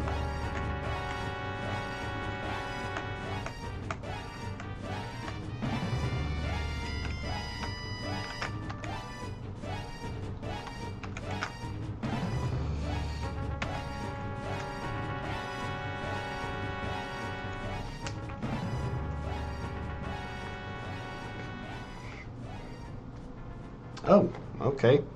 Thanks for giving me free turns.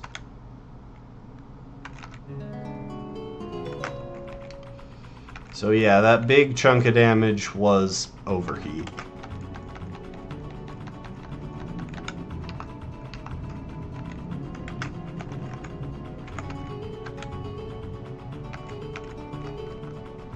I really should have set up a substitute to soak up an Overheat.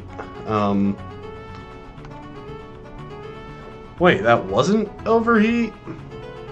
My Occaberry would have been used up if it was. Okay, now this is just getting strange. Anyway, this next guy has a Magmar with Fire Punch, Confuse Ray, Overheat, and Feint Attack.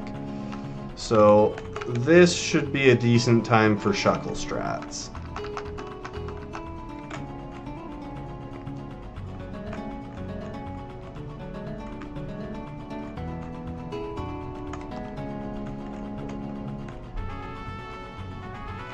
Oh, but hang on. This is the last one, and I actually think this is the one that we need to beat in order to win. And all he has is a Macargo, so this is free.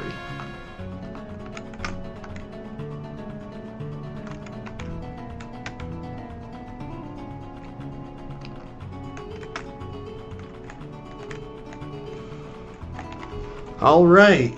Time for what might just be the most threatening gym leader in the run so far. Luckily, we have a pretty decent plan.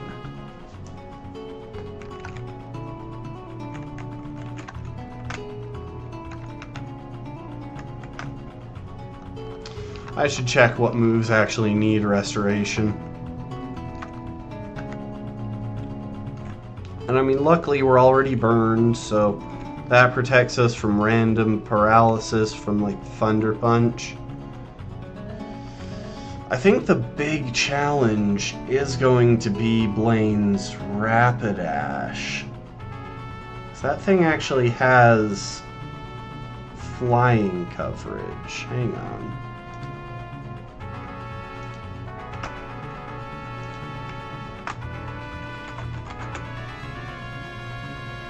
How fast is that Rapidash?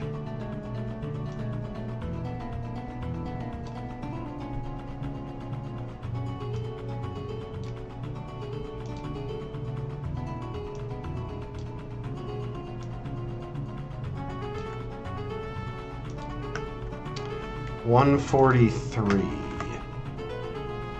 Okay, so we're just barely not fast enough to outspeed it. And nothing... I mean, we have a Pokemon that can outspeed it. Thing is, I'm tempted to actually crank it up our level a good bit because Blaine's Rapidash is level 59, and I don't really like the idea of going into this with a massive level disadvantage. We won't go all the way. Tell you what, we will go up to 58. This will still keep us under the level cap for blue.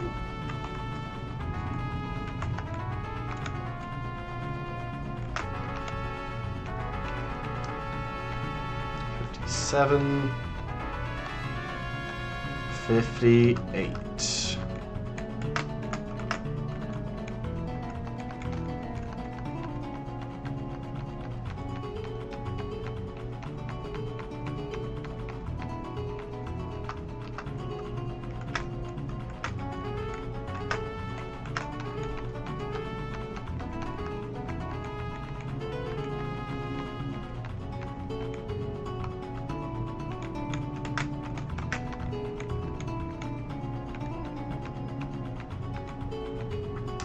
Air Slash. Yes, you will go ahead and learn Air Slash. In place of U-Turn, I think. So U-Turn was a level up move there, so it doesn't matter if we replace it. Oh, Bug Buzz, there we go. That's the move that I really wanted. Let's go ahead and drop Silver Wind for a better move.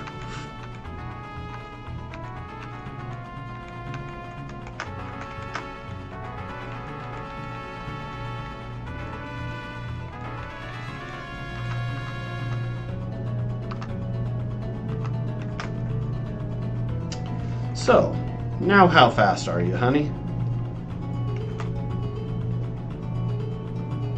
149. Okay, honey is now fast enough to outspeed the Rapidash. And all of his team are carrying white herbs. So...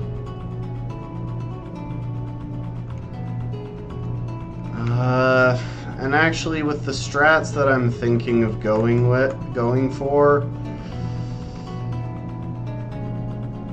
No, we'll stick with Burned Heracross. I was considering there. So it's a pretty straightforward approach that I'm planning on.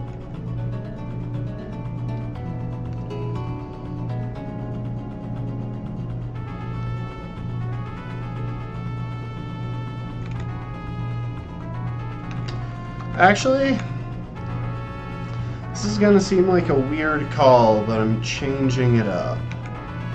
So we'll open with Honey. No, we definitely want the setup happening before he has a chance to send in Rapidash, because otherwise Bounce becomes a big problem for us.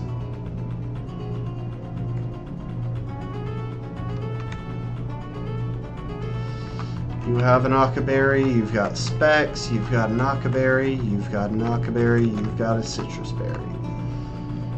Okay, I think we can handle this. I think this team should do all right here. Nervous save before we go in.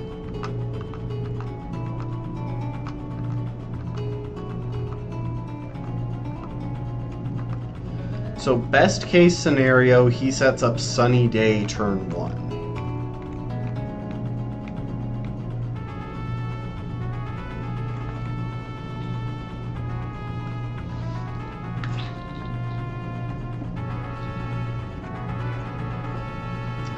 And it's worth noting that his Rapidash doesn't just have Overheat, it also has Flare Blitz.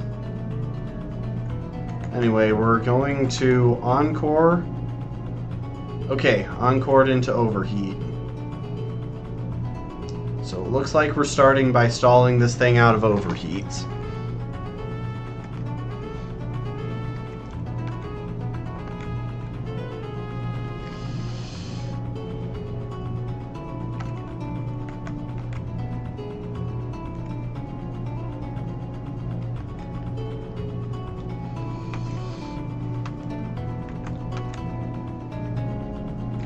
It missed, even without a flash. That's helpful, thank you.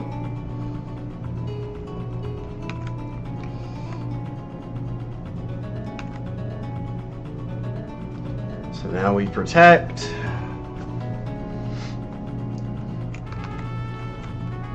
And on this last turn of it, we're going to rest. So that was all of its overheat.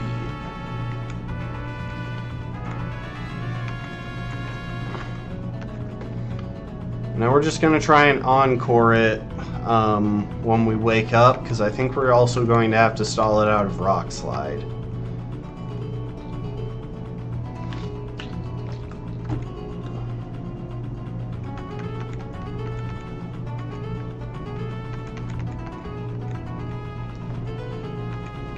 Any move that it uses when we wake up, we should be able to work with. Okay, so yeah, that's Smog.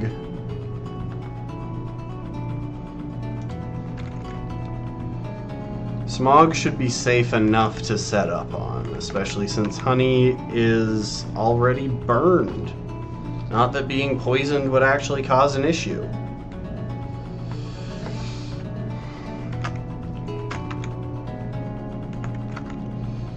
So we set up a Swords Dance.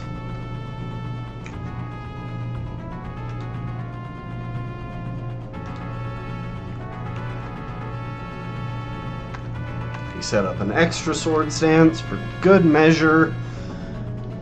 And so now we're at, when you take into account Swords Dance, so +4 attack and Guts boost, we are at 4.5 times our normal power. Brick Break will one-shot everything that Blaine is carrying.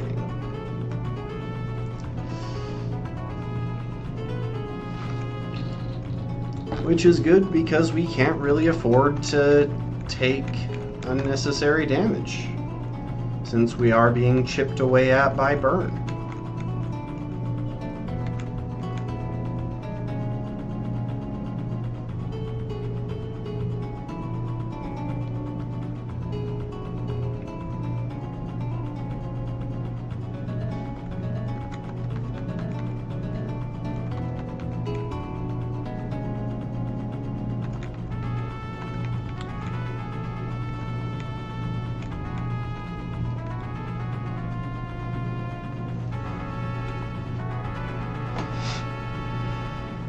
Well done, Honey. And Bubble. And thanks to the rest of y'all for being there to support.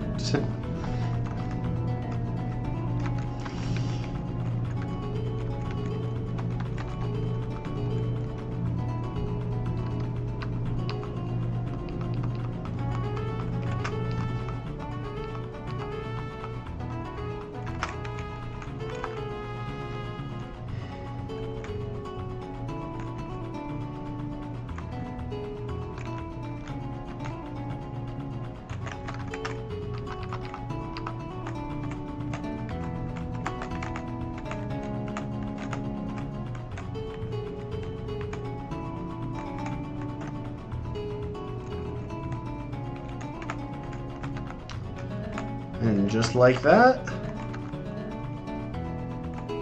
we have everything we need to tell Blue to go back to his stinking gym.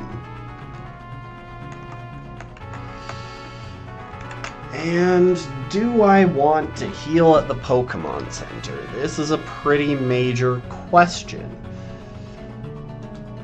So if I don't heal at the Pokemon Center, I can keep that burn around.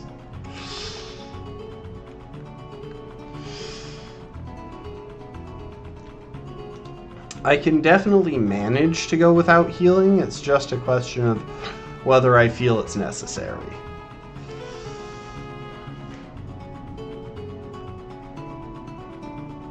He has a bizarrely high number of normal types in his gym, considering it's technically the ground type gym.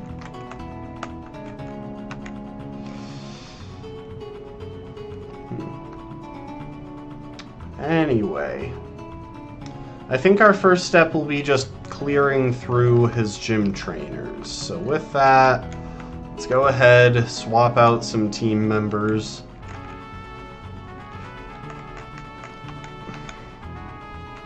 You get to join. And you.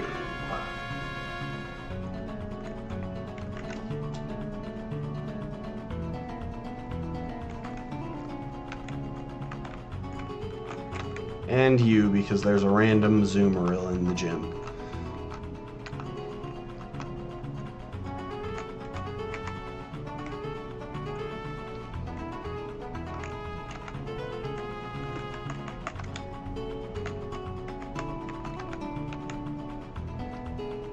Oh, I didn't fly there first. Hang on. Balboa, I don't care. I've caught the one Pokemon that I cared about catching in the Safari Zone.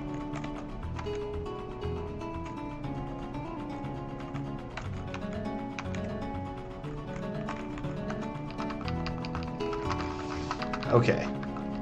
Now...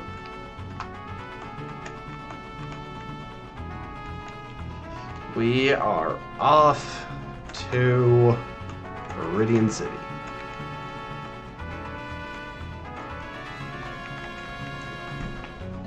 You know, if there's one thing I don't like about my own mannerisms, it is how slowly I talk.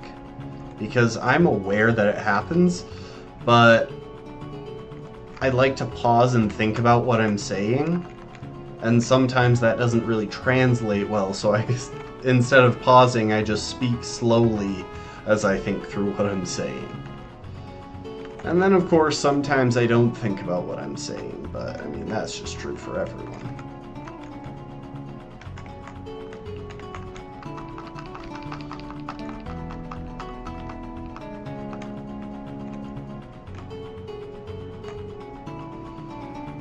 Okay. You know what's crazy about this run? Even now, almost 8 gym badges later, I'm still stressed out about that Lance fight. Like, that was so stressful. It shouldn't have been as hard as it was. I had a good team. But bugs just don't fare well into Lance's lineup. Anyway...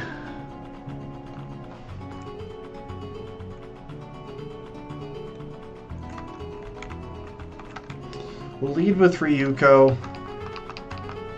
So there are a couple... if nothing else, Ryuko can...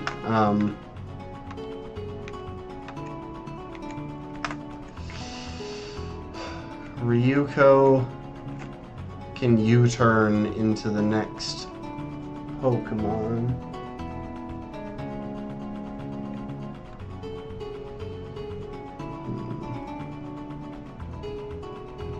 So yeah, our goal is just to make it to the back.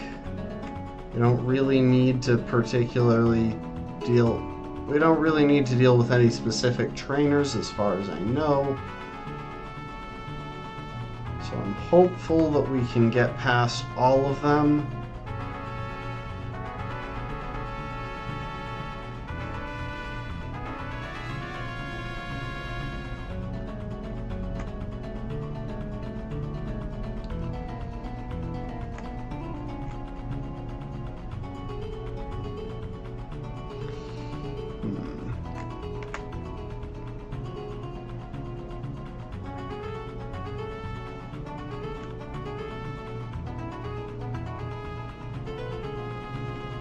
Oh, dang it.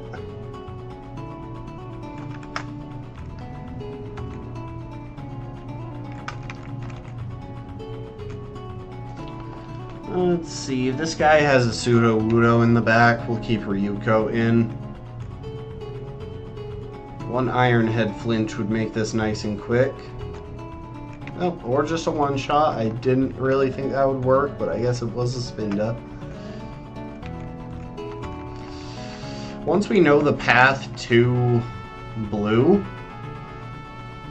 Then I'll worry about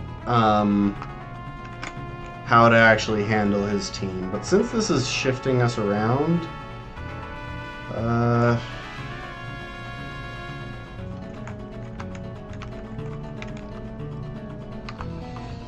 actually going to be prepped in case I get dropped in the double battle that's up ahead.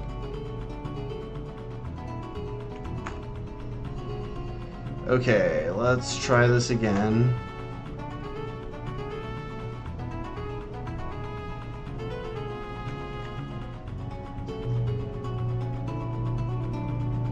Ah, that's how I do it. Okay. So, now let's take a minute and figure out how we're going to handle blue.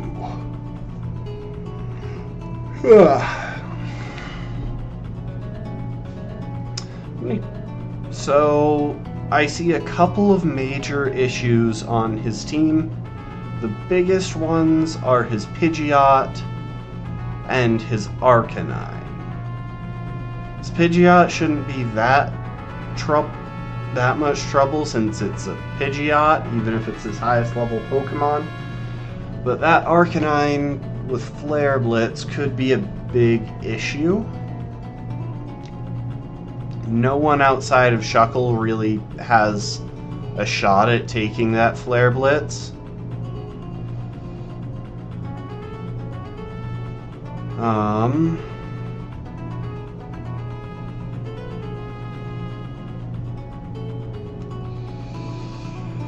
And we can't set up on his lead Pokemon all that well because his lead is Exeggutor, which has Hypnosis and Trick Room, both of which would really mess us up.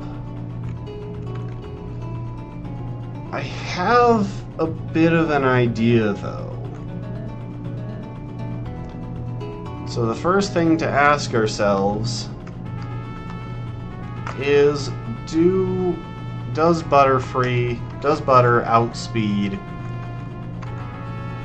At level 60, will Butter outspeed the Arcanine?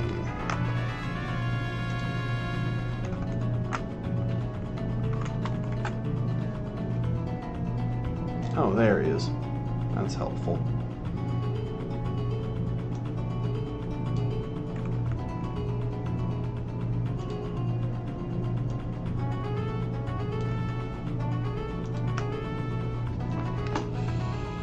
Arcanine is at 118 speed. Okay, Butter does outpace it.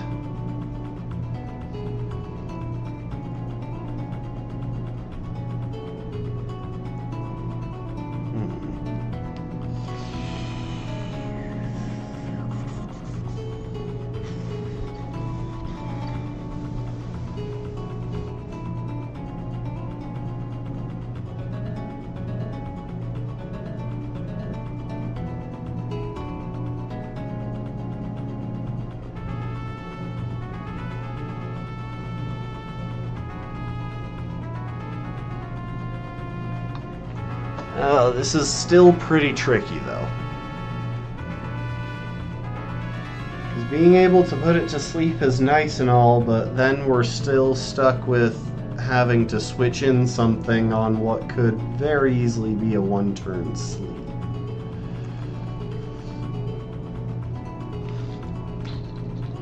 But at the very least, that gives us a way of avoiding Intimidate.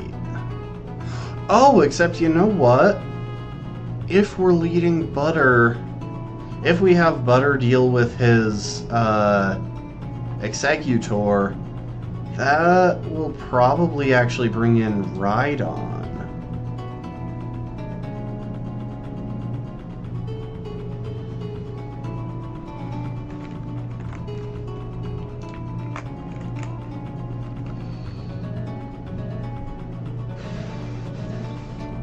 Oh, now I see why Honey was taking so much extra damage from that.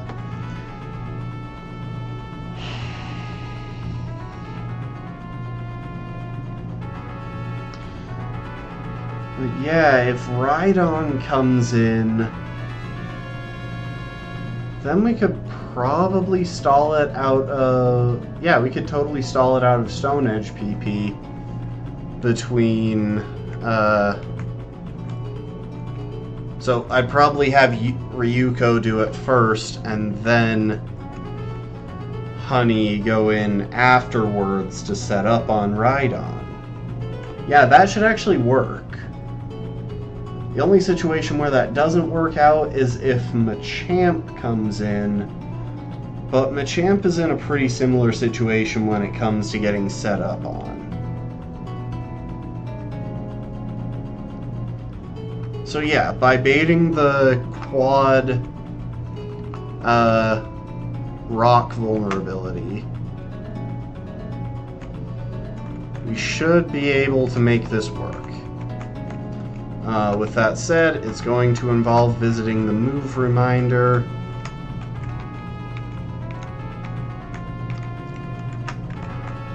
For a pretty noticeable change up in our move set.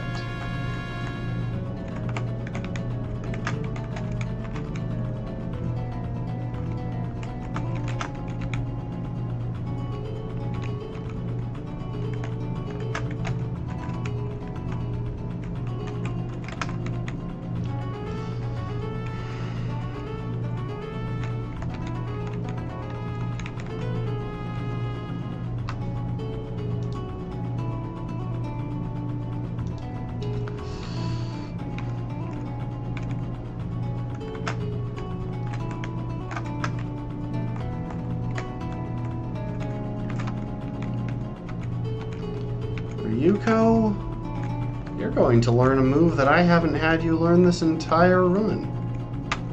You get to learn Iron Defense. And actually, I want to double check something.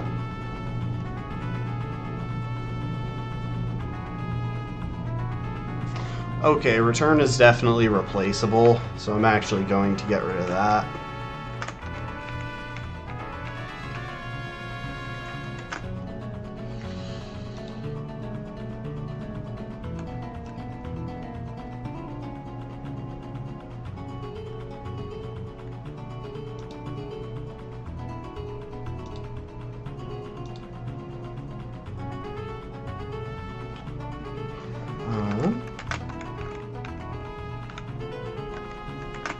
Oh wait, you don't need to relearn another move, I just need to teach you Protect.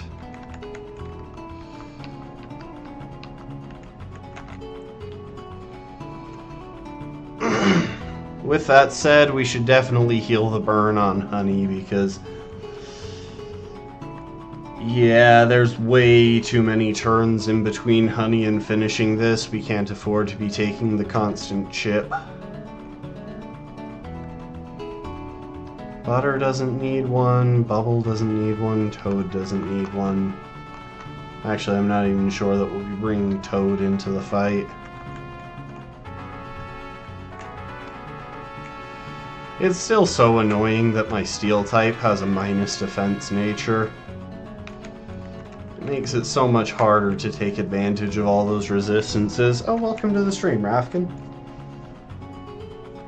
Hope you're well. We are prepping for the fight against Gym Leader Blue.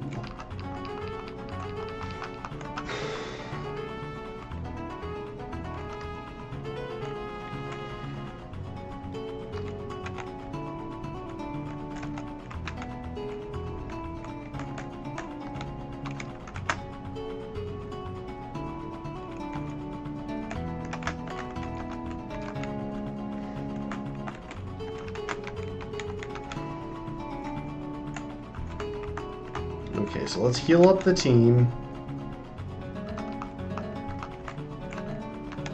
So we don't want to go into this fight burned. And we're going to need a few extra boosts here because... yeah, we're definitely going to need to set things up so we have a few extra boosts here. Because Heracross...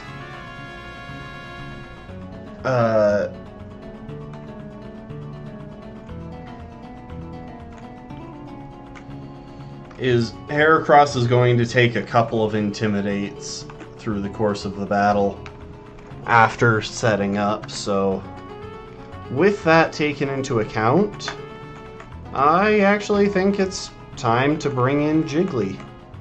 Or Jiggy, not Jiggly, Jiggy. Congrats, Jiggy, you get to be on the team for this fight. Yeah, I think we should be able to make things work with this bunch. I wish we could make room for Vespiquen, because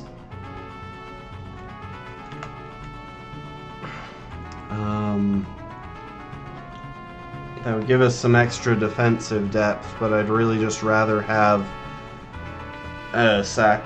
I'd really just rather be sure to have a sacrificial Pokemon on the team.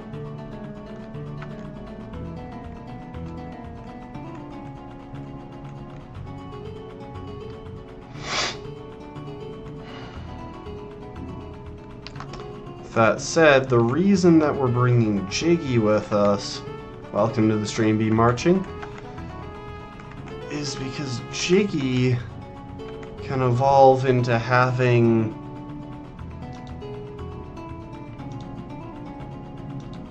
Intimidate as its ability.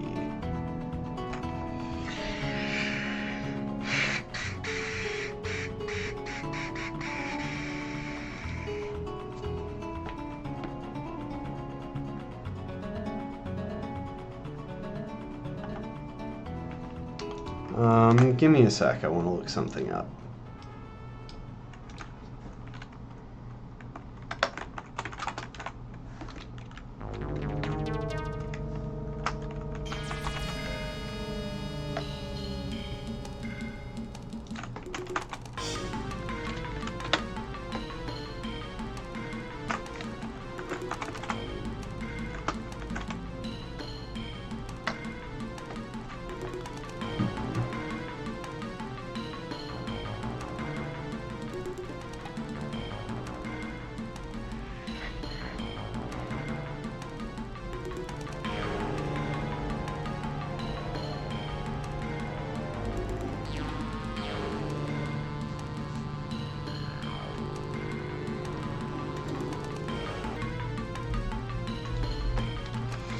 Okay, so real quick, I am actually going to save first so that we can put the proper EVs on our couple of new Pokemon.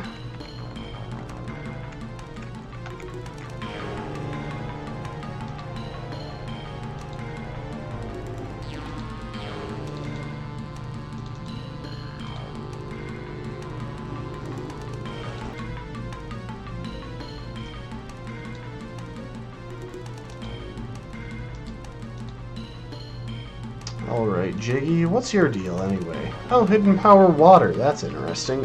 Minus speed, how did I not notice that? Really high special attack and speed EVs though, so that's decent. I would have preferred more HP though, because I don't actually anticipate you ever attacking. But anyway, let's give you 252 speed EVs. And then, just to help things stay balanced, 252 HP, and we'll drop the rest into special attack, because why not?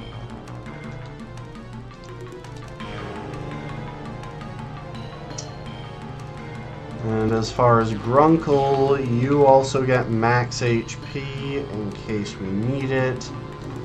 And max speed in case you're getting the exact same stat spread, it's just worse on you.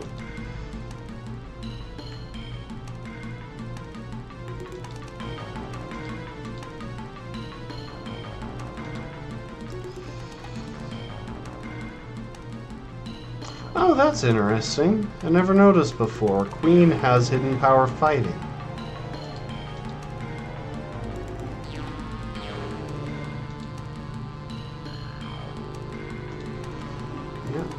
Okay. Should be good there.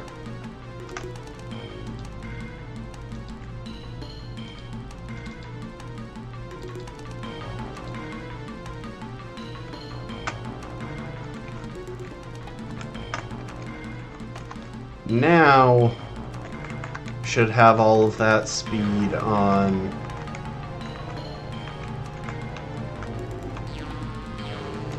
Jiggy.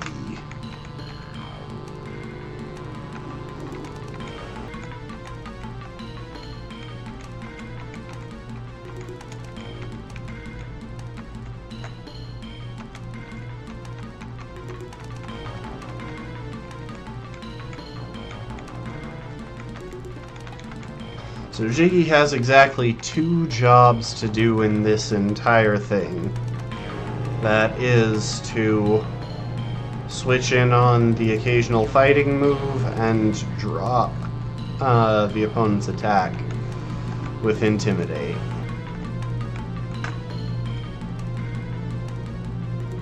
Yeah, I'm not even gonna keep Bubble Beam around.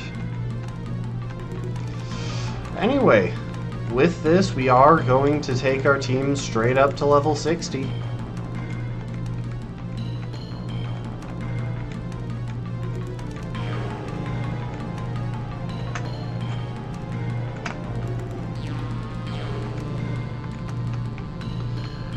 I will leave a couple of them below level 60 until we start until we're about to start the blue fight. Just because I don't want to risk forgetting the path and running into trainers on the way back to him.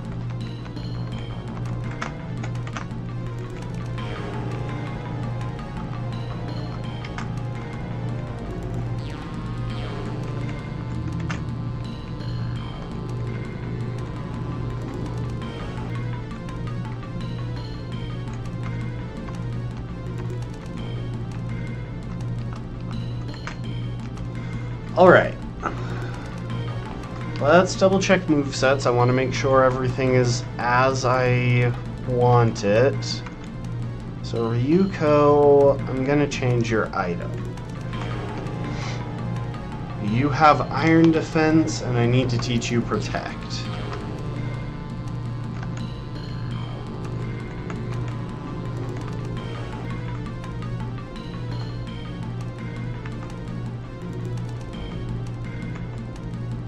Where do I keep the Protect TMs? There you are. I knew I had more. So we'll drop X Scissor for that. So in this fight, I don't see anything that X Scissor will do that we can't accomplish equally well with U-turn. By that I mean I don't plan on using either. Honey, you've got the exact same... Honey, you've got the exact same moveset that you pretty much always do, because it just kind of works. Butter, you also have the moveset I want. Bubble has the moveset that I want. And Jiggy has the moveset I want. Geez, for fully invested at level 60, that is actually a really tragic speed stat. Like, that is just depressing.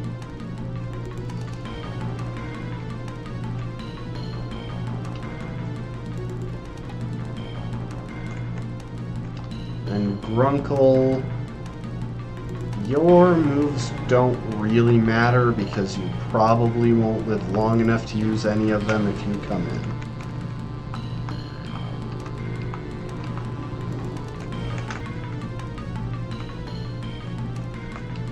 As far as items go,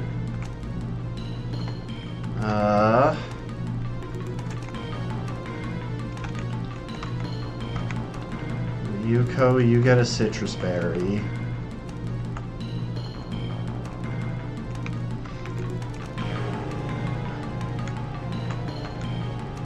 Honey, you he have any random status that he's throwing around?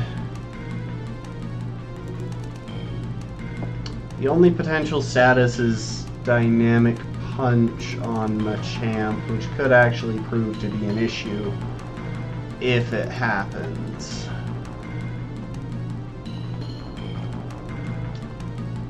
Or the random paralysis or freeze from random chance moves.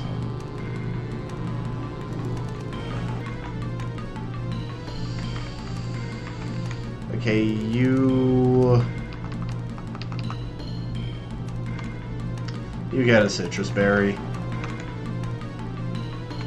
We should be able to avoid any random status by playing our cards right, and the extra healing should actually be pretty helpful. You've got a citrus berry, you've got wide lens. You, as wild as this is, get the choice scarf.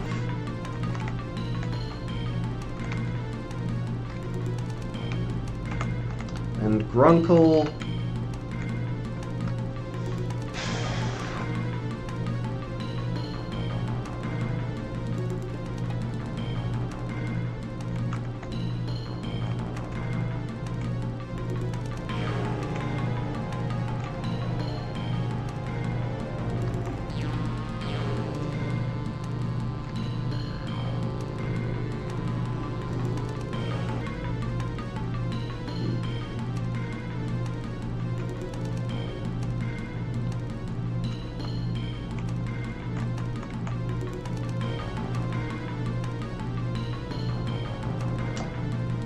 Grunkle, you also get a Lumberry.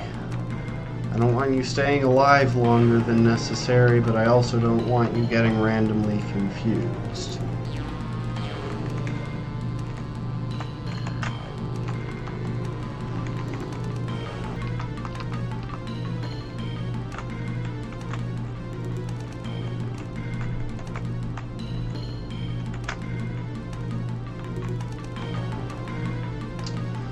Alright, let's see now. What was the path that I was going with?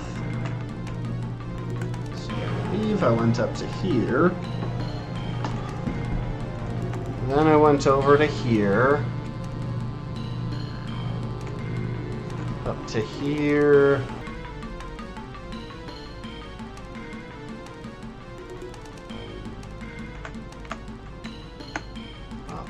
Here,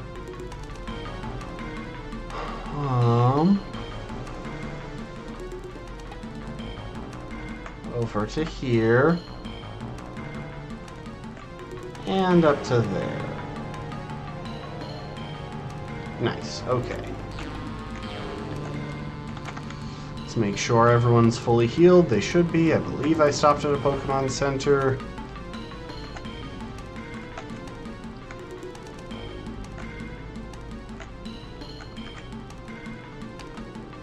Okay, they're all fully healed. Let's use those last few rare candies that I was holding off on using.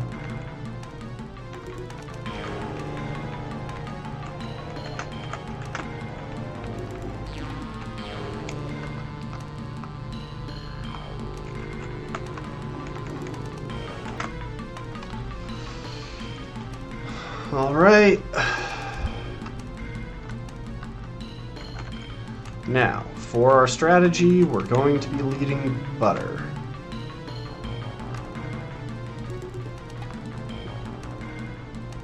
Because that should very safely bait out the Rhydon.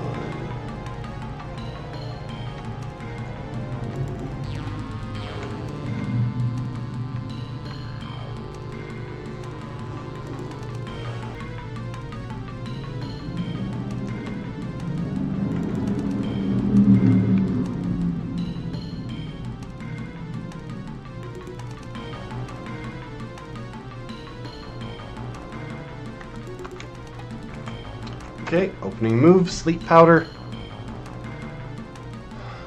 Put that thing to sleep.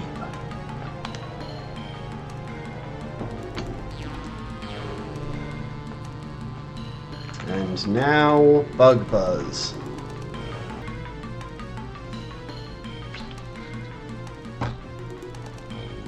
Butter hasn't played an offensive role in a battle since Lance. It's kind of funny.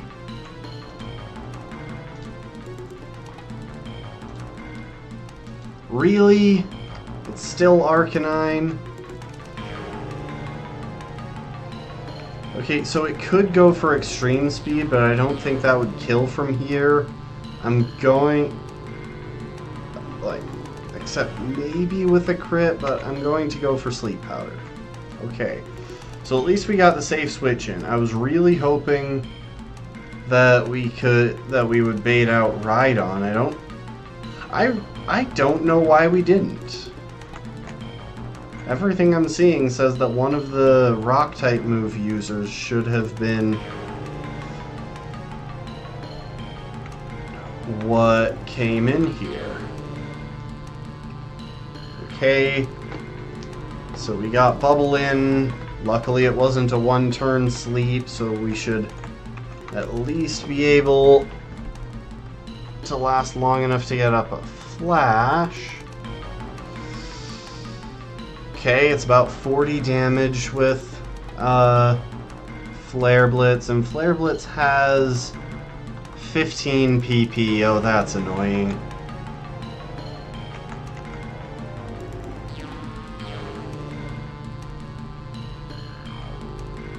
That's 2.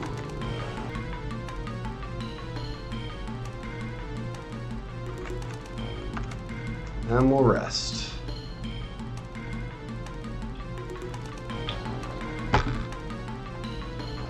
Oh, I should have held off on resting there since I had the citrus berry. Oh well. So that's 3.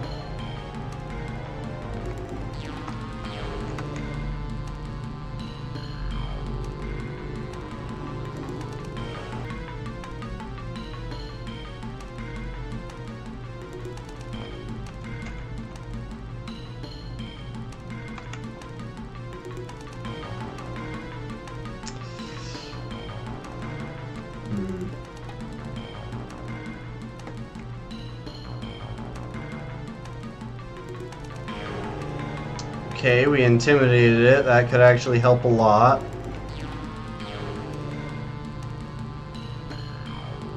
And now we'll baton pass back out. We didn't really need to baton pass. It would have worked just as well as switch since we're faster, but you know.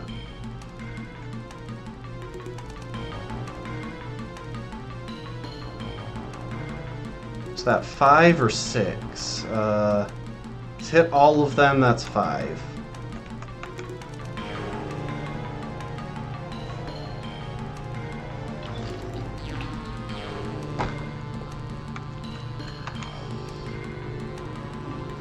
Don't crit, please. Thank you. Okay, that's 6. Oh wait, that's 7. Because I protected 1.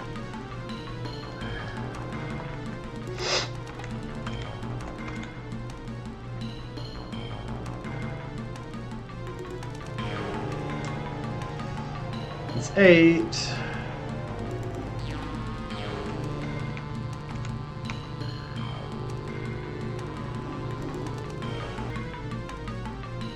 Nine.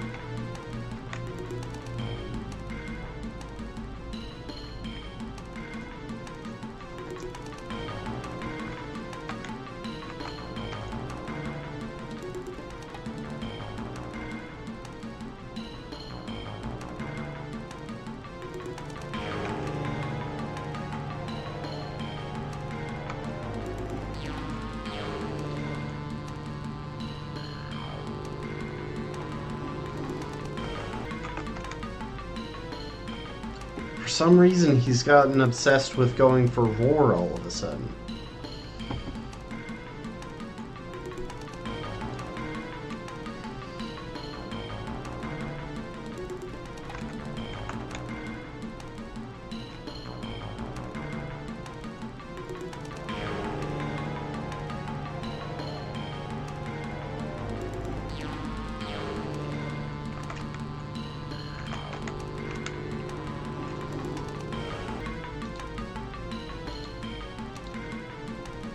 Sorry, I'm just getting nervous about potential crashes. Because if it crashed mid-battle, I would actually be really annoyed.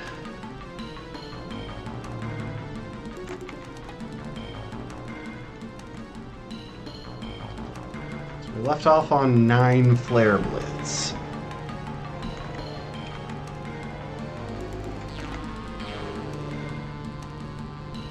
That's 10.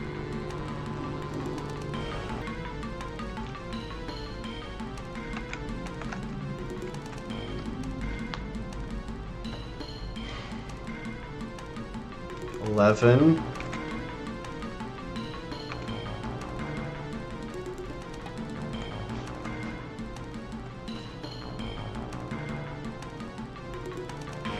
Why do I have so many messages and missed calls? Leave me alone, I'm trying to stream.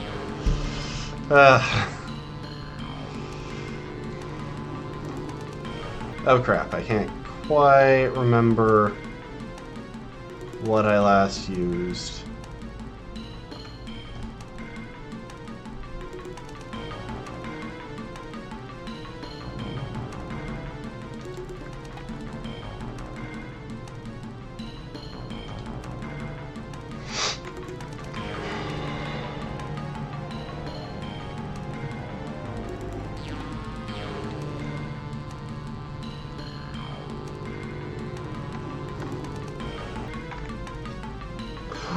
Oh, I thought we would outspeed. I'm stupid. Oh, that could have been so bad. It's 12.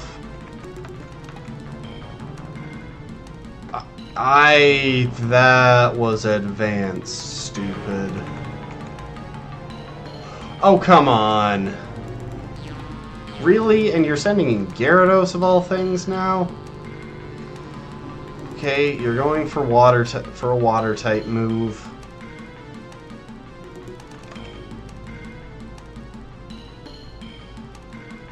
Oh, I actually don't really have a good answer into that. I think this might be my best bet.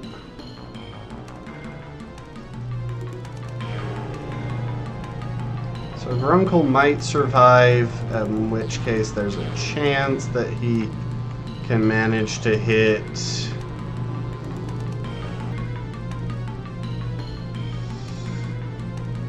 Let's go for a Stun Spore. Okay. Good job, Grunkle. Thank you for your service. Bye. You're not gonna survive another hit here.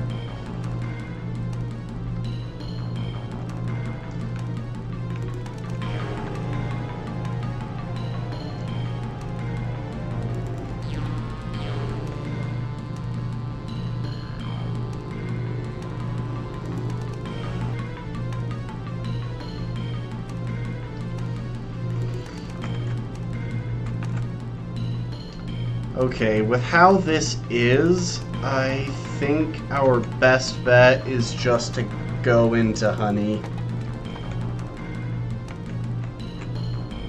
If we set up a substitute,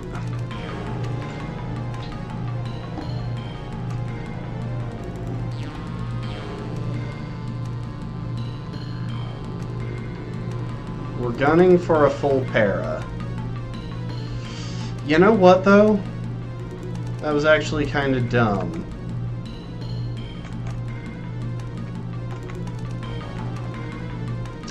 We can work around this.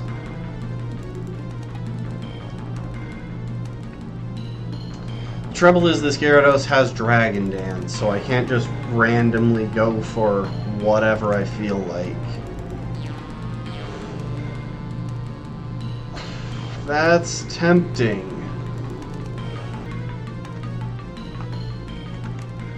At the same time, it's most likely going for Ice Fang now.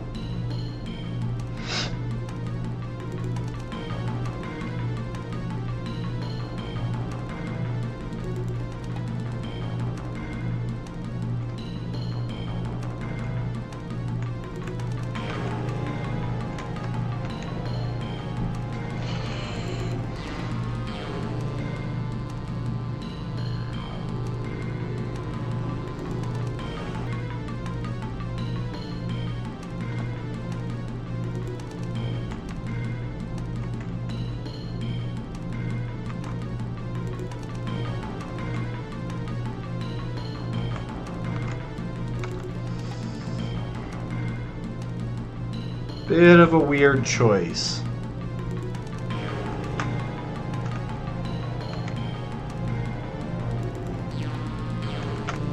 Did Encore fail?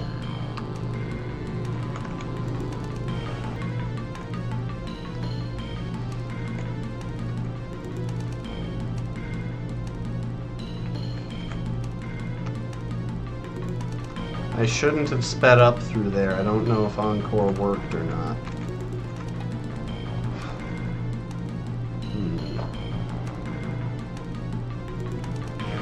I'm just trying to find a clean position for a sweep.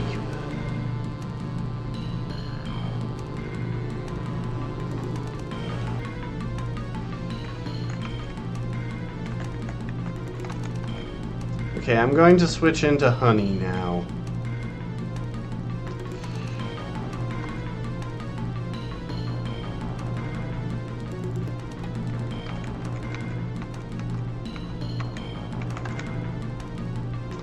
We just need it to get full parried once. That's the goal here.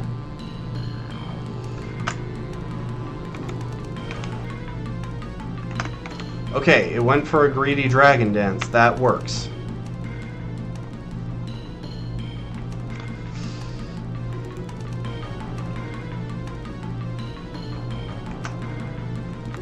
Oh, of course it got a crit. Okay. Let's just finish this one off. Best odds they're going to bring in Arcanine next. You survived that?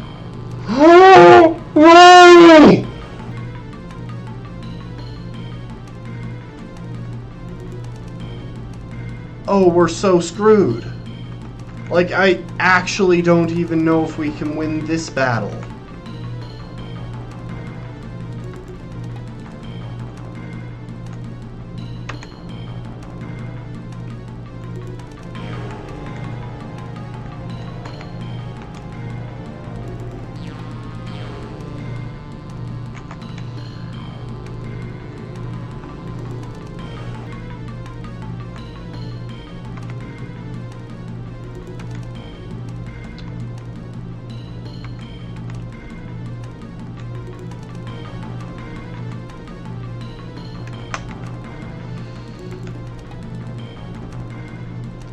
I think it's out of Flare Blitz, because otherwise there's not really any reason that it would be going for this.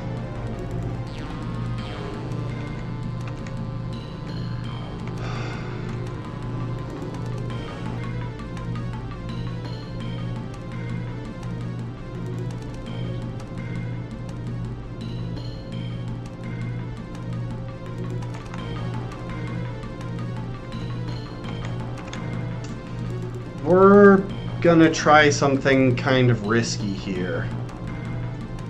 Because we're kind of low on options and we just lost our single best Pokemon.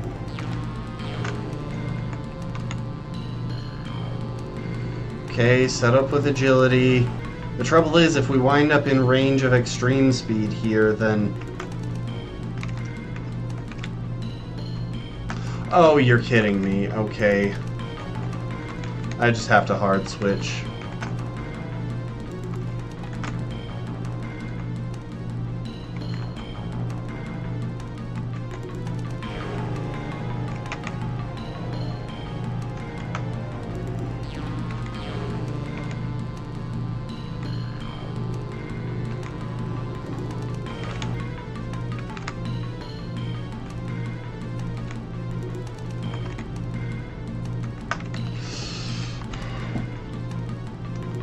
We need the extra defense or we're not going to get through this.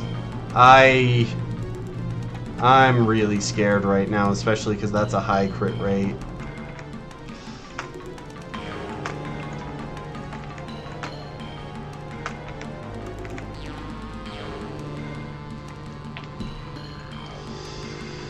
Any chance of a flinch here, please?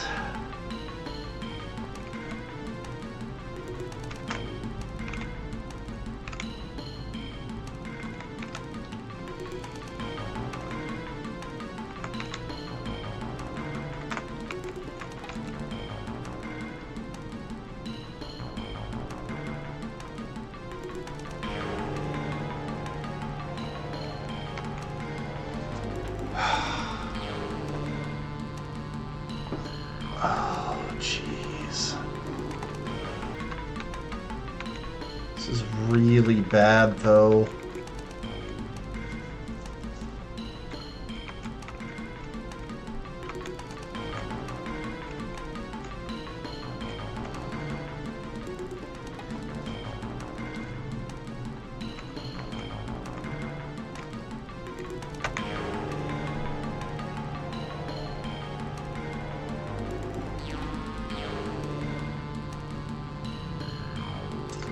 Positive this thing has air slash.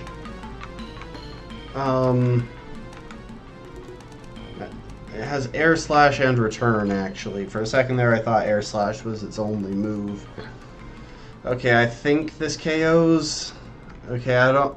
That crit might have mattered. That was a pretty close margin. Oh my gosh, no. How did we lose Honey? I don't understand what his AI was doing at some points in the battle.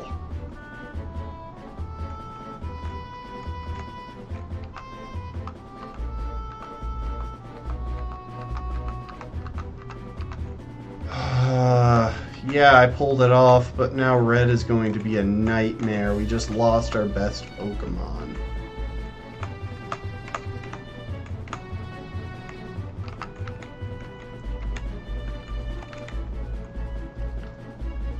It was my own stupid fault, too.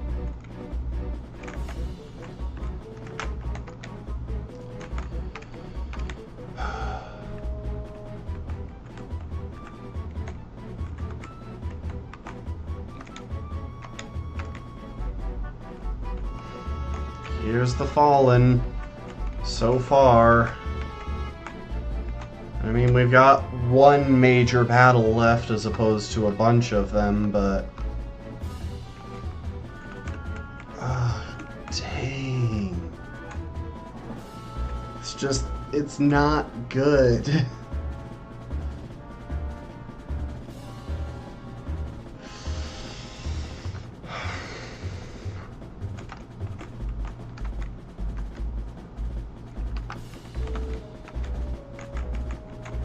We have 2 more encounters, and one of them's pretty good, so that's nice, but...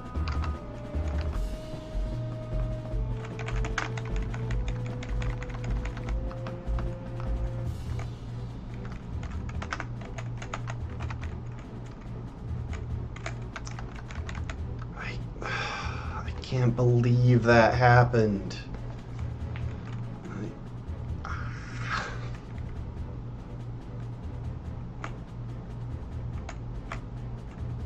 Oh, also, I just realized I never boxed the other Pokemon that died. I barely even realized that Grunkle died there.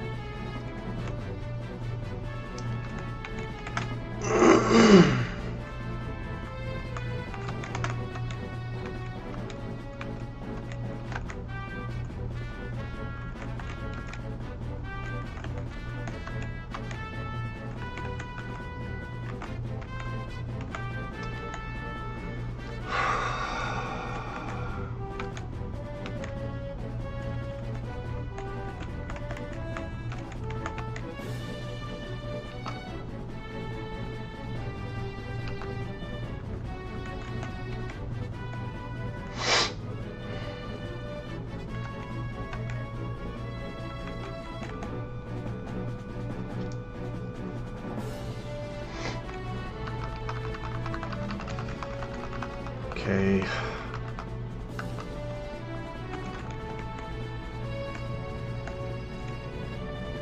We have 2 things we need to do right now.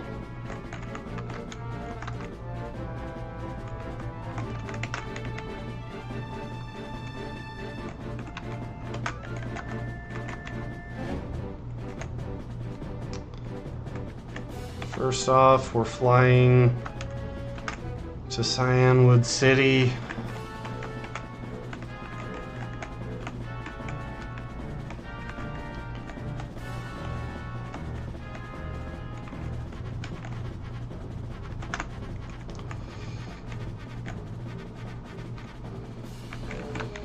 You know what? I'm going to cheat real quick. Because I don't care to find another way of doing this. Well, I guess it might not be cheating. Hang on.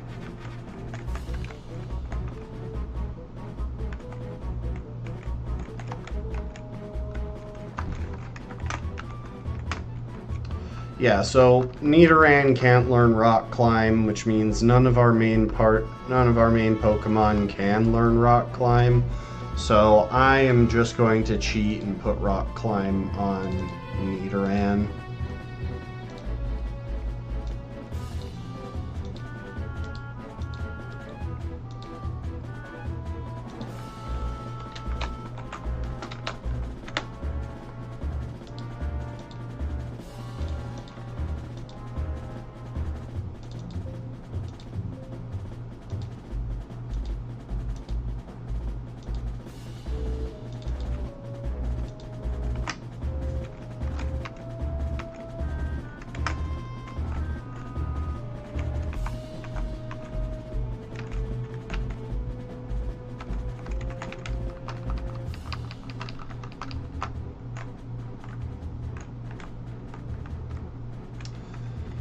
Okay. Wait, what the heck? There weren't rocks here before. I checked.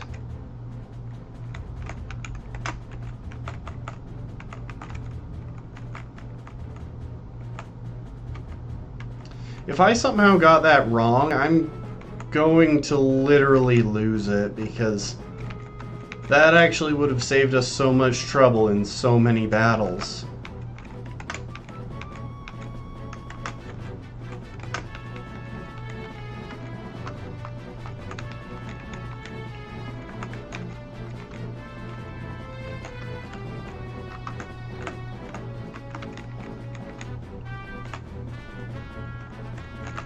We don't need encounters. Yellow shard, that's nice enough and all, but I'm actually going to go back and check the VOD, and if there were rocks in here, like on my own time, I'm going to go back and check the VOD of when we came through this cave on stream before. And if there were rocks in here for smashing, I'm gonna be so pissed. Because if so, that's just dumb on my part.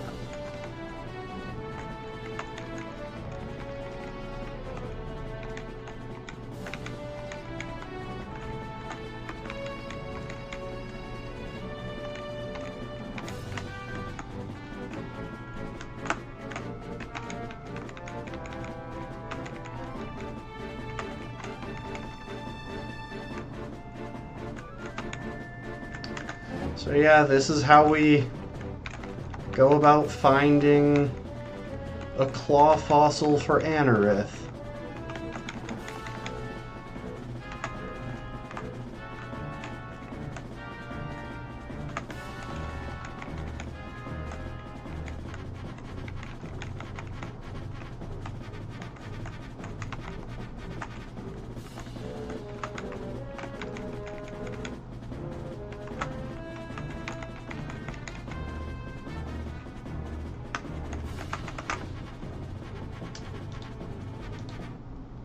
You know what? I am going to pick a slightly different song for this.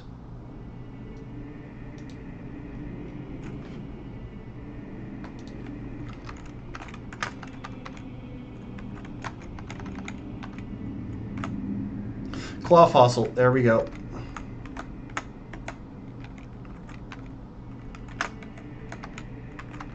And there's something else we're going to do before we actually go and resurrect that claw fossil. I'm gonna fly to Olivine.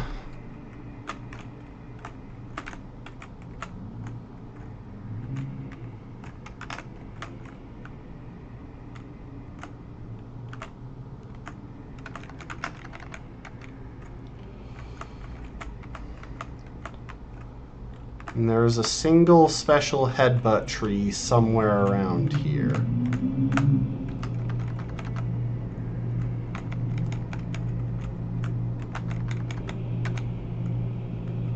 I don't know which one it is.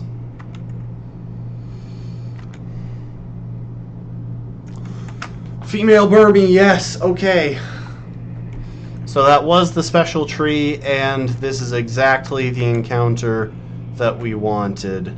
I'm gonna switch in Butter. Put it to sleep. Put it to sleep.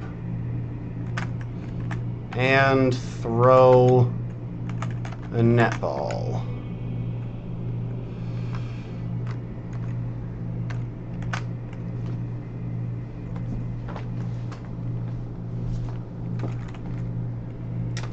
You look like a Tina to me.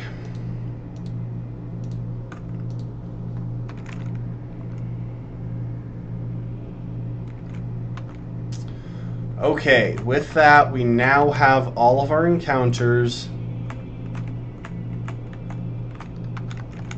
It looks like maybe only one of them actually had to wait this long. I'm not really sure.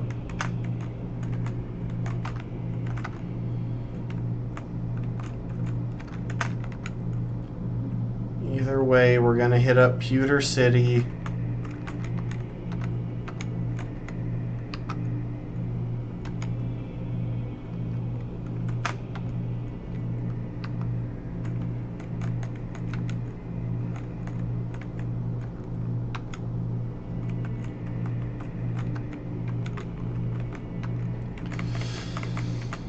Okay. The question remains how exactly we're going to structure the team. But before we try to figure that out, let's get our last encounter.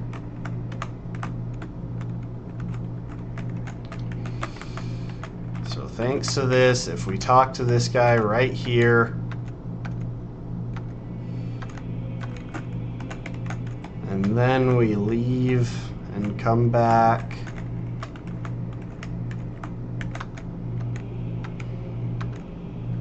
we get an Anorith.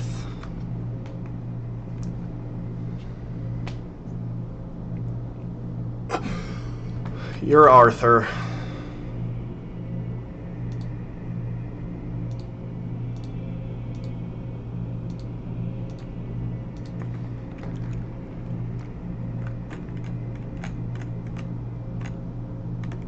Did I spell Arthur wrong?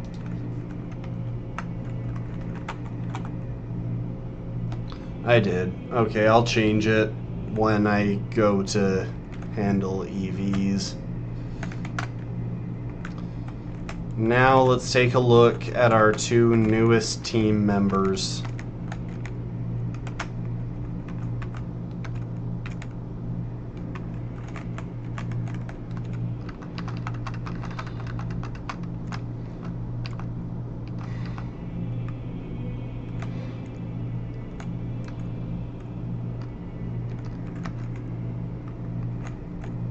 So we have Tina, hardy nature, that's neutral, that works just fine by me. And she is female, which is actually very important because that means she evolves into Wormadam, not Mothim.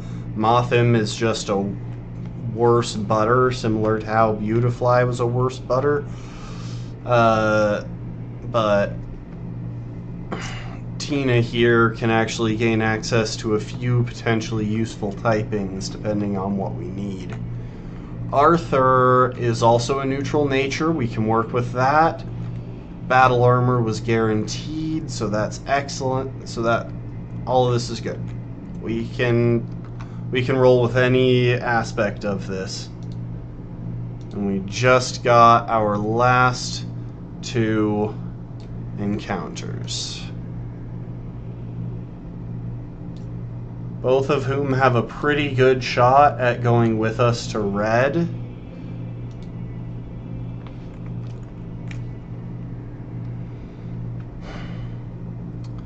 It just depends on what we decide to go with. So...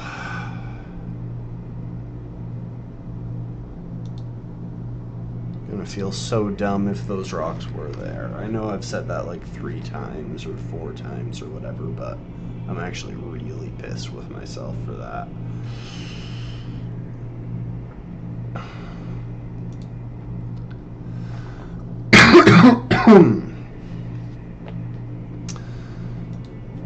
So, the good and the bad. The good is that Arthur has the potential to be a very strong setup sweeper, thanks to when it evolves anyway. Thanks to high defense, decent special defense, and access to both Swords Dance and Rock Polish. And also both rock and ground coverage if we go ahead and teach it Earthquake.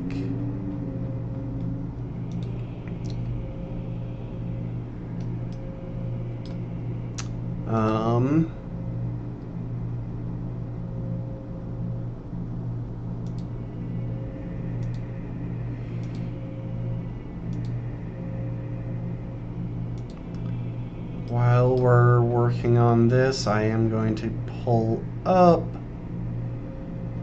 the details on Mount Silver real quick.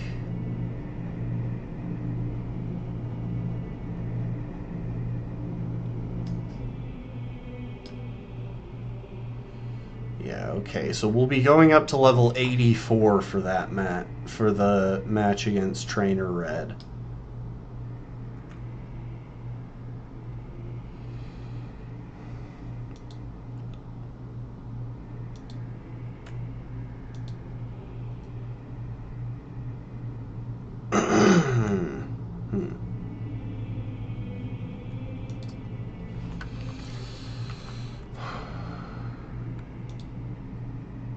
I don't think there's any reason not to evolve these guys right away, except that we need to figure out which Wormadam form we want. See, right now, if you notice, Tina is covered in grass.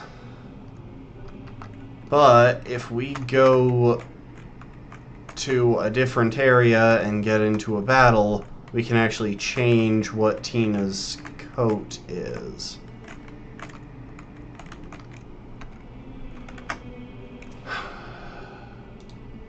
With that said, no reason not to go ahead and level up Arthur.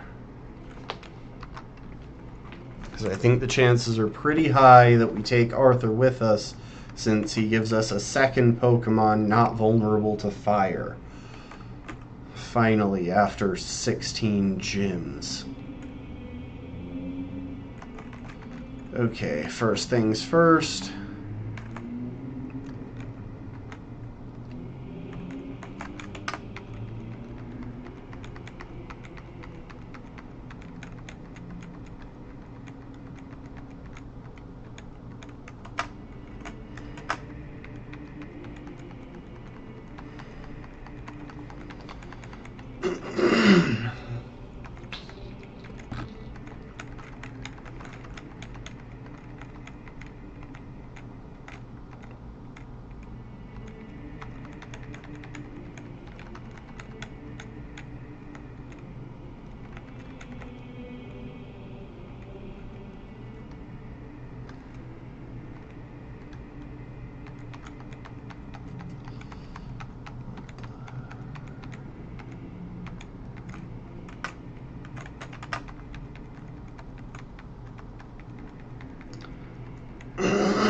For the most part, these moves don't really matter.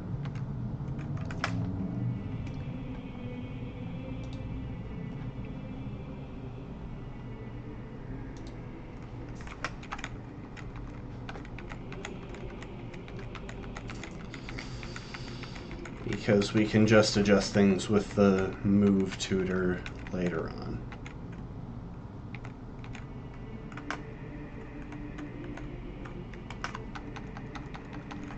But I like picking moves either way.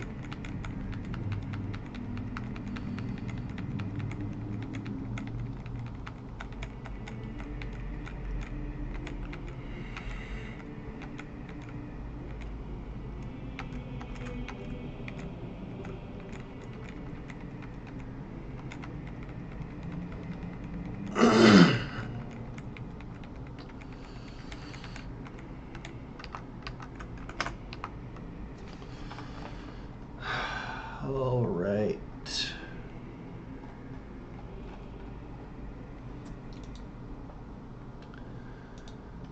I think the important thing now is to figure out what strategy might work against Trainer Red.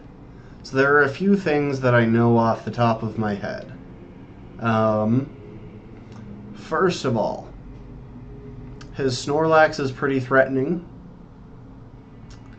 Second, we're going to want Stealth Rocks up before his Charizard comes in. And there's a pretty good chance that his Charizard comes in as soon as his Pikachu goes down. I expect that his second Pokemon will either be Charizard or Lapras. Lapras is also tricky. For the most part, his team is pretty offensively focused, which makes it difficult to set up on him. So we're probably going to need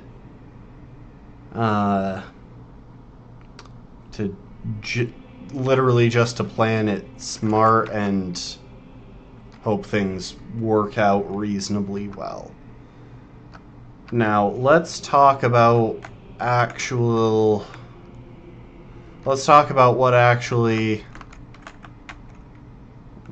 what we actually have.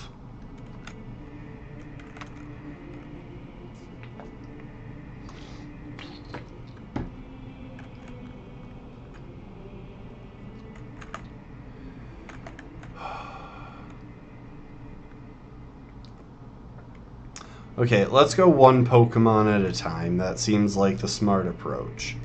So his first Pokemon is Pikachu.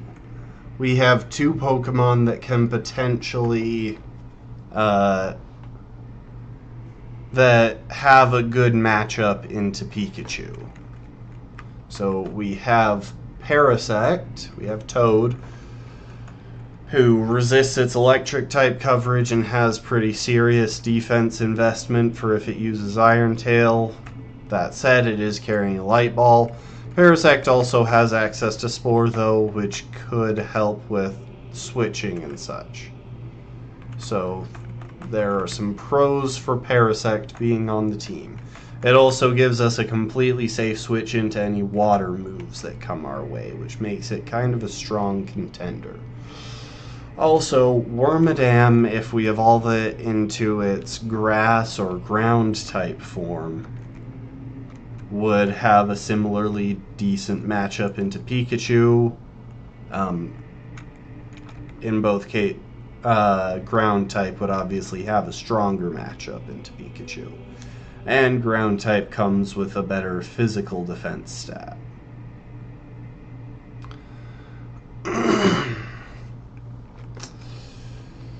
Lapras is difficult. It carries water, psychic, ice, and normal coverage. Now with that, it's most likely going to be prone to going for ice and water coverage, specifically Blizzard and Brine.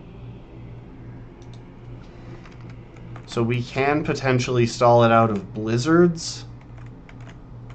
But even if we do that, I don't see Parasect doing too well against it when it still has Psychic. So I don't know that stall tactics are actually going to be that effective. Though it is worth remembering that we have Queen here who has the ability Pressure, That can make some stall approaches more effective.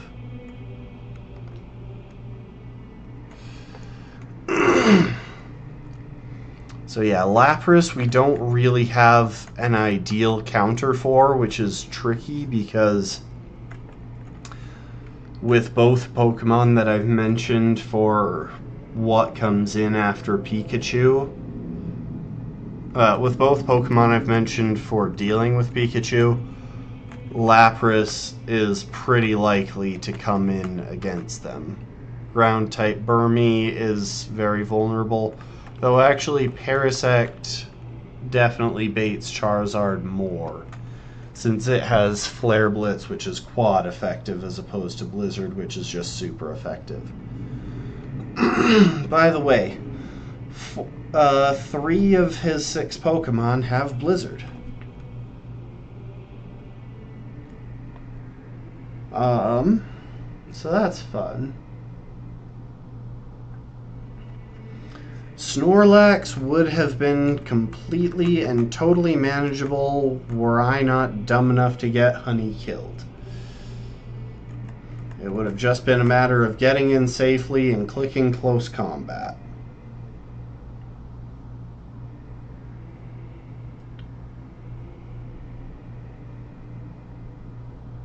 As it is, though, what ability does that Snorlax have? So Trainer Red, Snorlax has Thick Fat.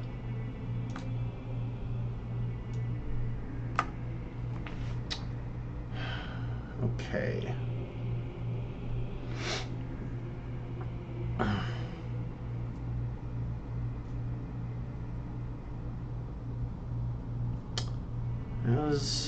I also wanted to check speed. It looks like Pikachu is the fastest at 189 speed, with Charizard and Blastoise behind there at 178 and then 177. So those are the benchmarks. Now we will have an extra 24 levels on where we are now. So I'm confident that we'll have at least a couple of Pokemon ahead of those benchmarks.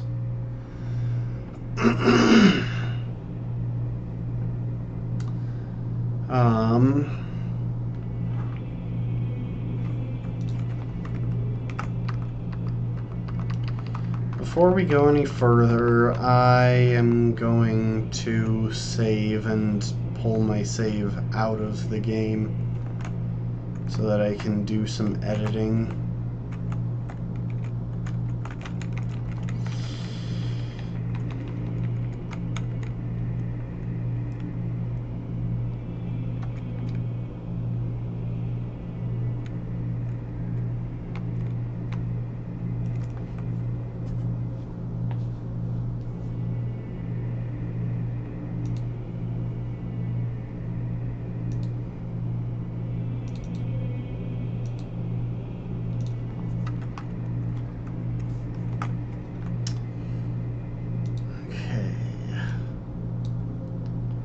So I'm going to save some time and just crank everyone up to level 80 real quick. That way we have a more accurate picture of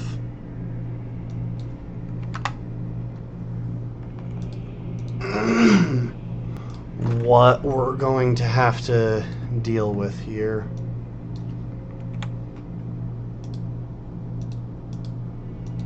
Or what our stats will be and such.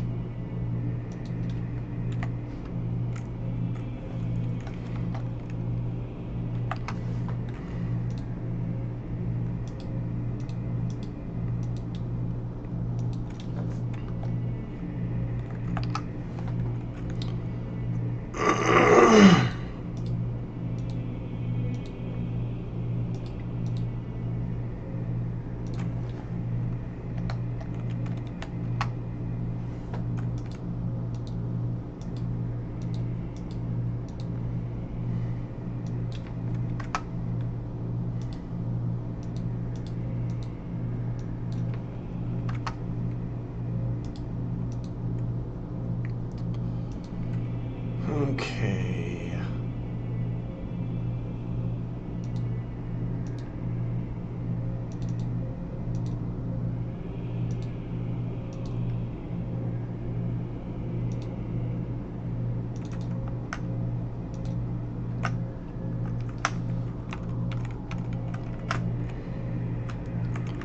Okay, so now we've got a team of level 80 Pokemon. So yeah, Lapras is hard.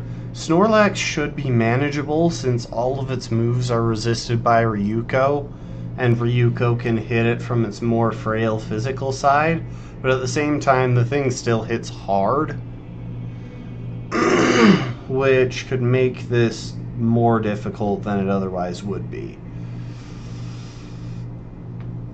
Venusaur is by far the most manageable of these Pokemon since it can be dealt with any strong flying type or with any strong flying type coverage we're carrying, and it struggles to hit us for meaningful damage. That said, it does still have Sleep Powder, which means that we can't just treat it as not a threat.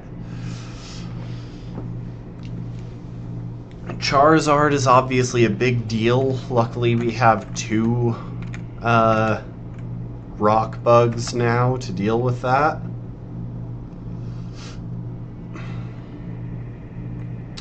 That said, Arthur, what is your speed IV? 9. Woohoo. Oh, I never gave you stat. I never gave you investment. Hang on. Oh, that's right. I was holding off until I actually figured out what benchmarks we want to beat. So real quick, if I give you that,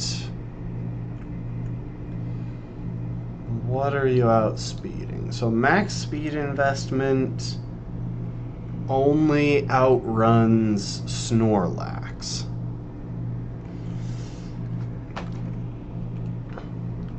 But what if I cut down the speed investment to make sure that I outspeed everything at +2? So at double speed,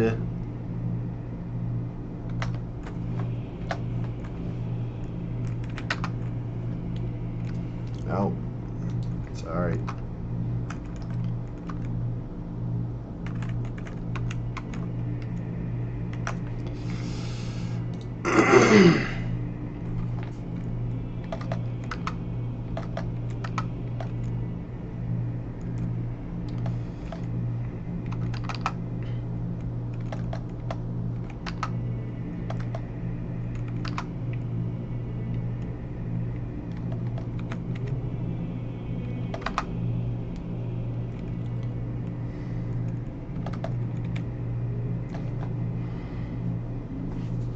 So at +2, your speed is doubled,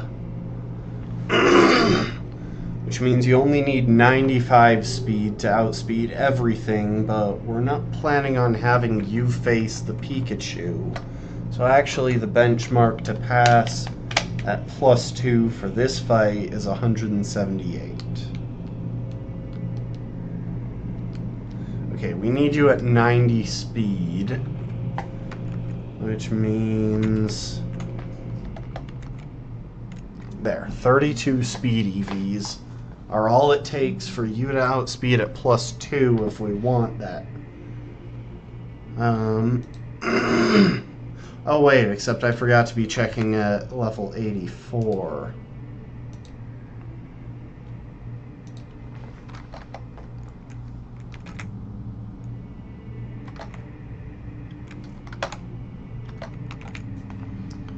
Okay, so at level 84 it only takes 12. I'm not really doing detailed calcs here, I'm just looking at speeds. Because I think the most straightforward way that we could potentially win this match is just setting up a couple of boosts with Arthur and sweeping through. At the same time, I'm not totally certain that's the best approach, since since Arthur doesn't have a great matchup into two of the really problematic Pokemon here. I was leaning toward that strategy during my initial theory crafting, but I don't think that's the way to go.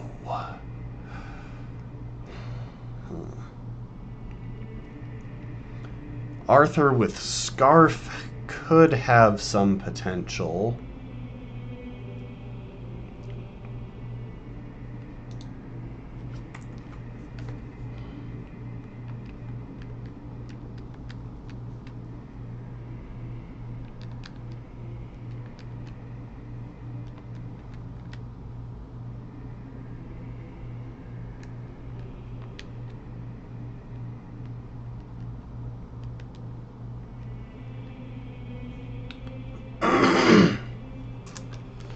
So Scarfed Arthur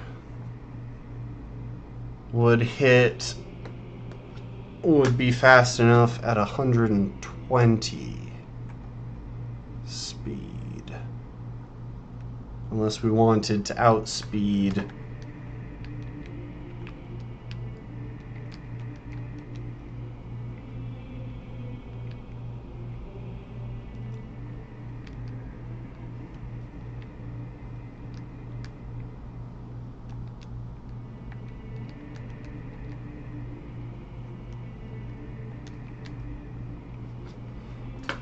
if we want to outspeed Pikachu,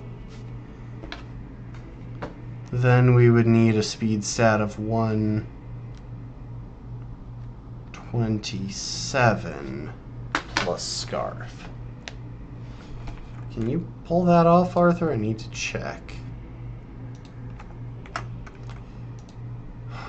Okay.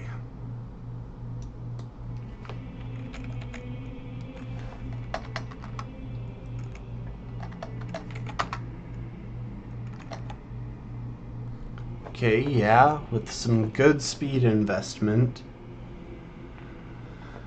With good speed investment, Arthur could outspeed Pikachu with Scarf and KO with Earthquake.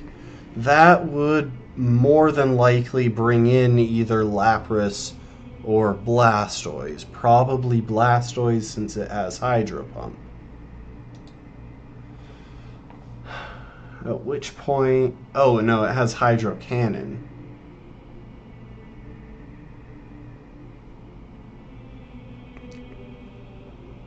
At which point that would be kind of abusable.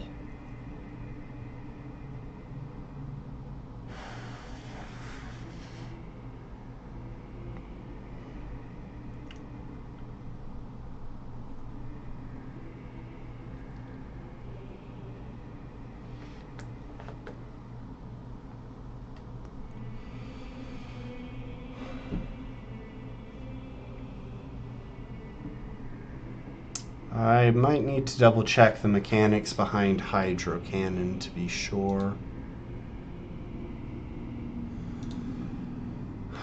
I should probably be showing y'all this.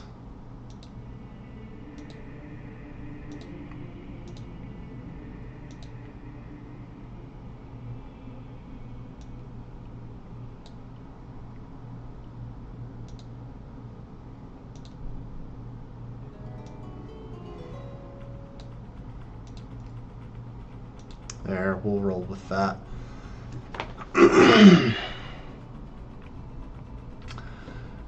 Because, weirdly enough, if we stall out Blastoise properly, it's probably the easiest to set up on. Except I don't think we can stall it out properly, because none of these moves are good to set up on for any of our setup sweepers. Like, it'll never really start going for Focus Blast until that's all it has left. And even then, our two best setup sweeping options are Ryuko and Arthur.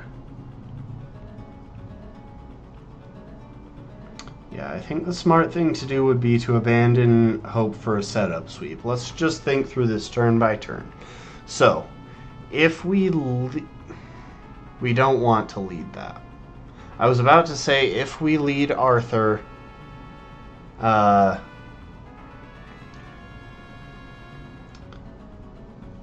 no, we definitely want Stealth Rocks up, because that'll take a... We definitely want Stealth Rocks up before anything, because that'll take a good chunk. That'll take half Charizard's health and a quarter of Lapras's health, both of which could be pretty significant points to reach.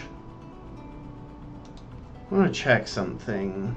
Brick Break is only available through the Battle Frontier. That sucks because that's pretty much our only remaining fighting type coverage. We could have potentially put it on Ryuko. Okay.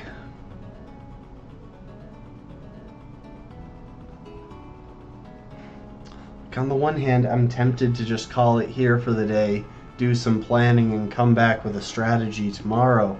But at the same time, it's the last battle. Like, there is nothing else left in the Nuzlocke. We go to Red, we fight Red, and we win or lose.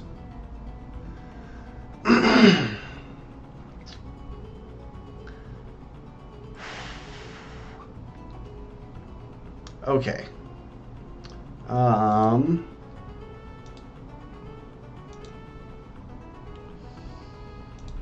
Let's talk Wormadam. So we have 3 different forms, each with a pretty different moveset and pretty different strengths. Unfortunately, for some reason, it only shows their level up movesets in Diamond, so that's as close as we're going to get with this.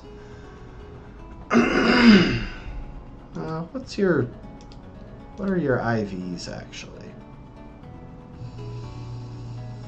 Oh, that's good special attack. That's nice. Not as good attack, though still pretty decent.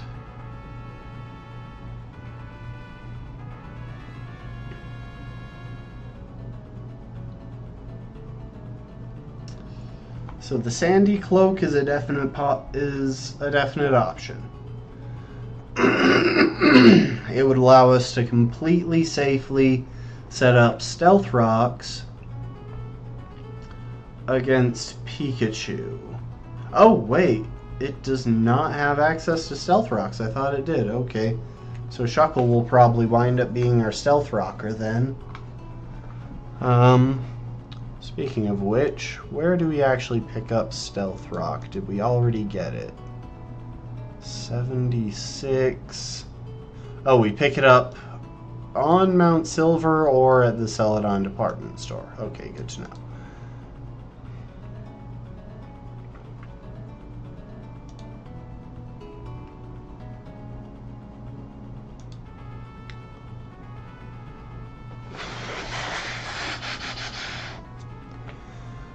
Okay,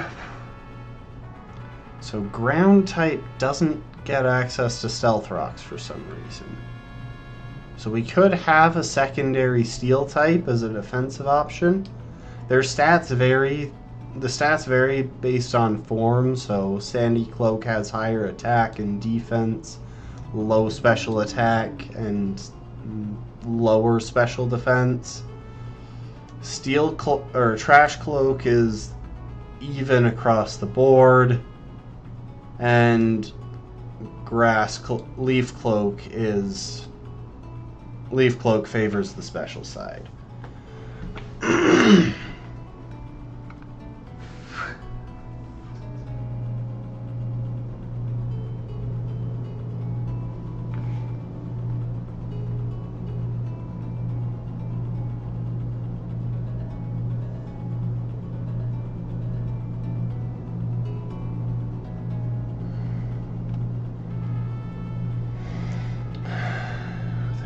useful utility moves in this level up move set? No, not really.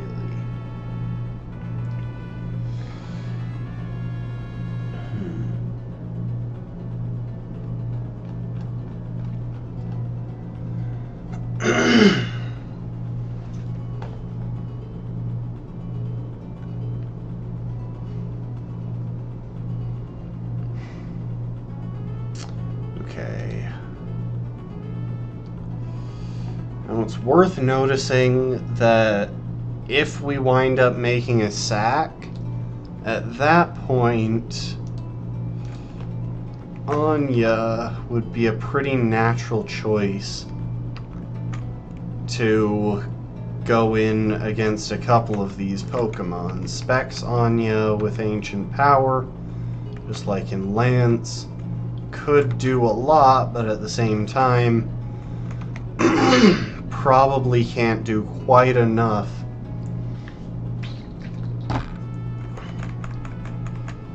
to deal with Lapras specifically.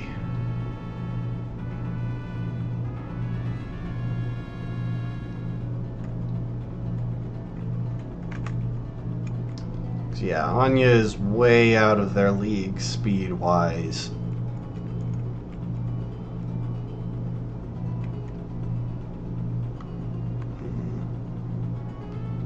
I think Anya is a pretty strong contender for inclusion in the group.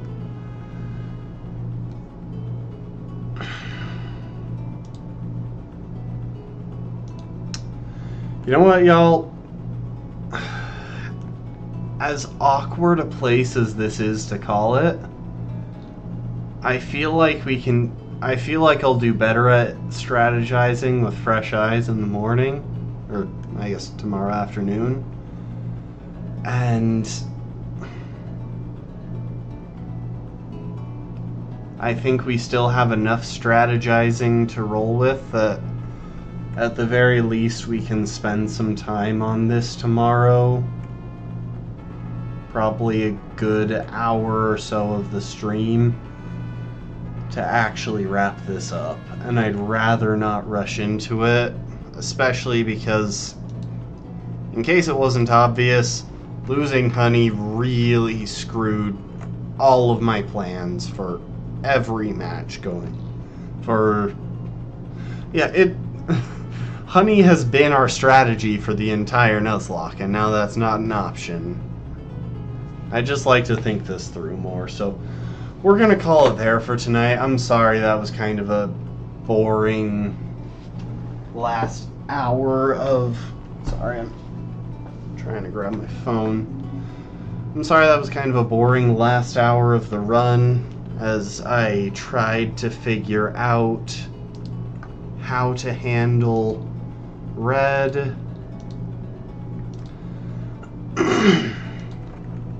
Especially since we didn't come to any definitive conclusions. Like, here's what we know off the top of... here's what we know right now. It's possible to have Blastoise waste all of its water moves, at which point it becomes pretty manageable for Ryuko. It's also conceivable to stall Lapras and Blastoise out of blizzards if we want to do that.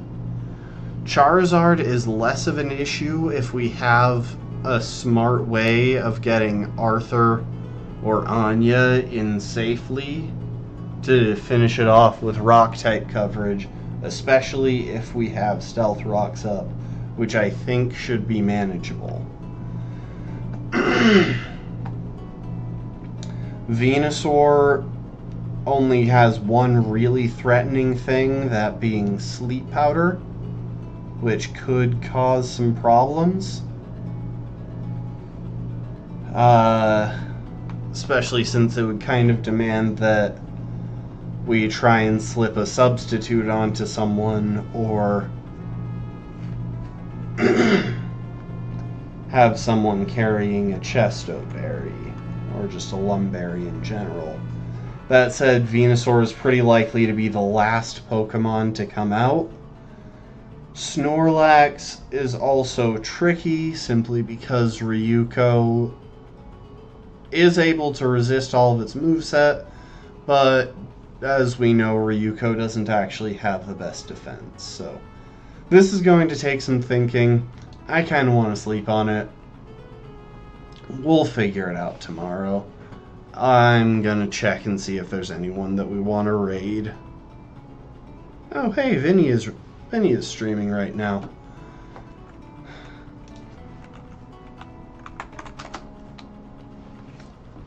I'm going to double check to make sure I spell his Twitch name right.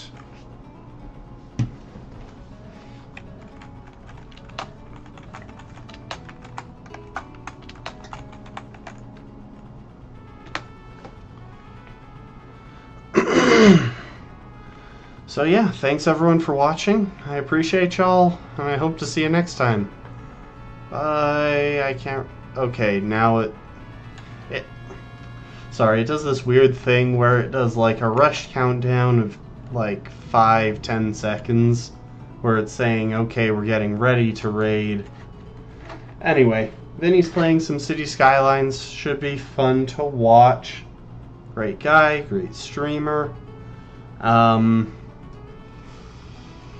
Here's to next time. We're gonna figure out how to beat Red. I am determined there. I believe we can do it. It's just going to take some smart battling. So, yeah, appreciate y'all. I hope to see you next time. Later, folks.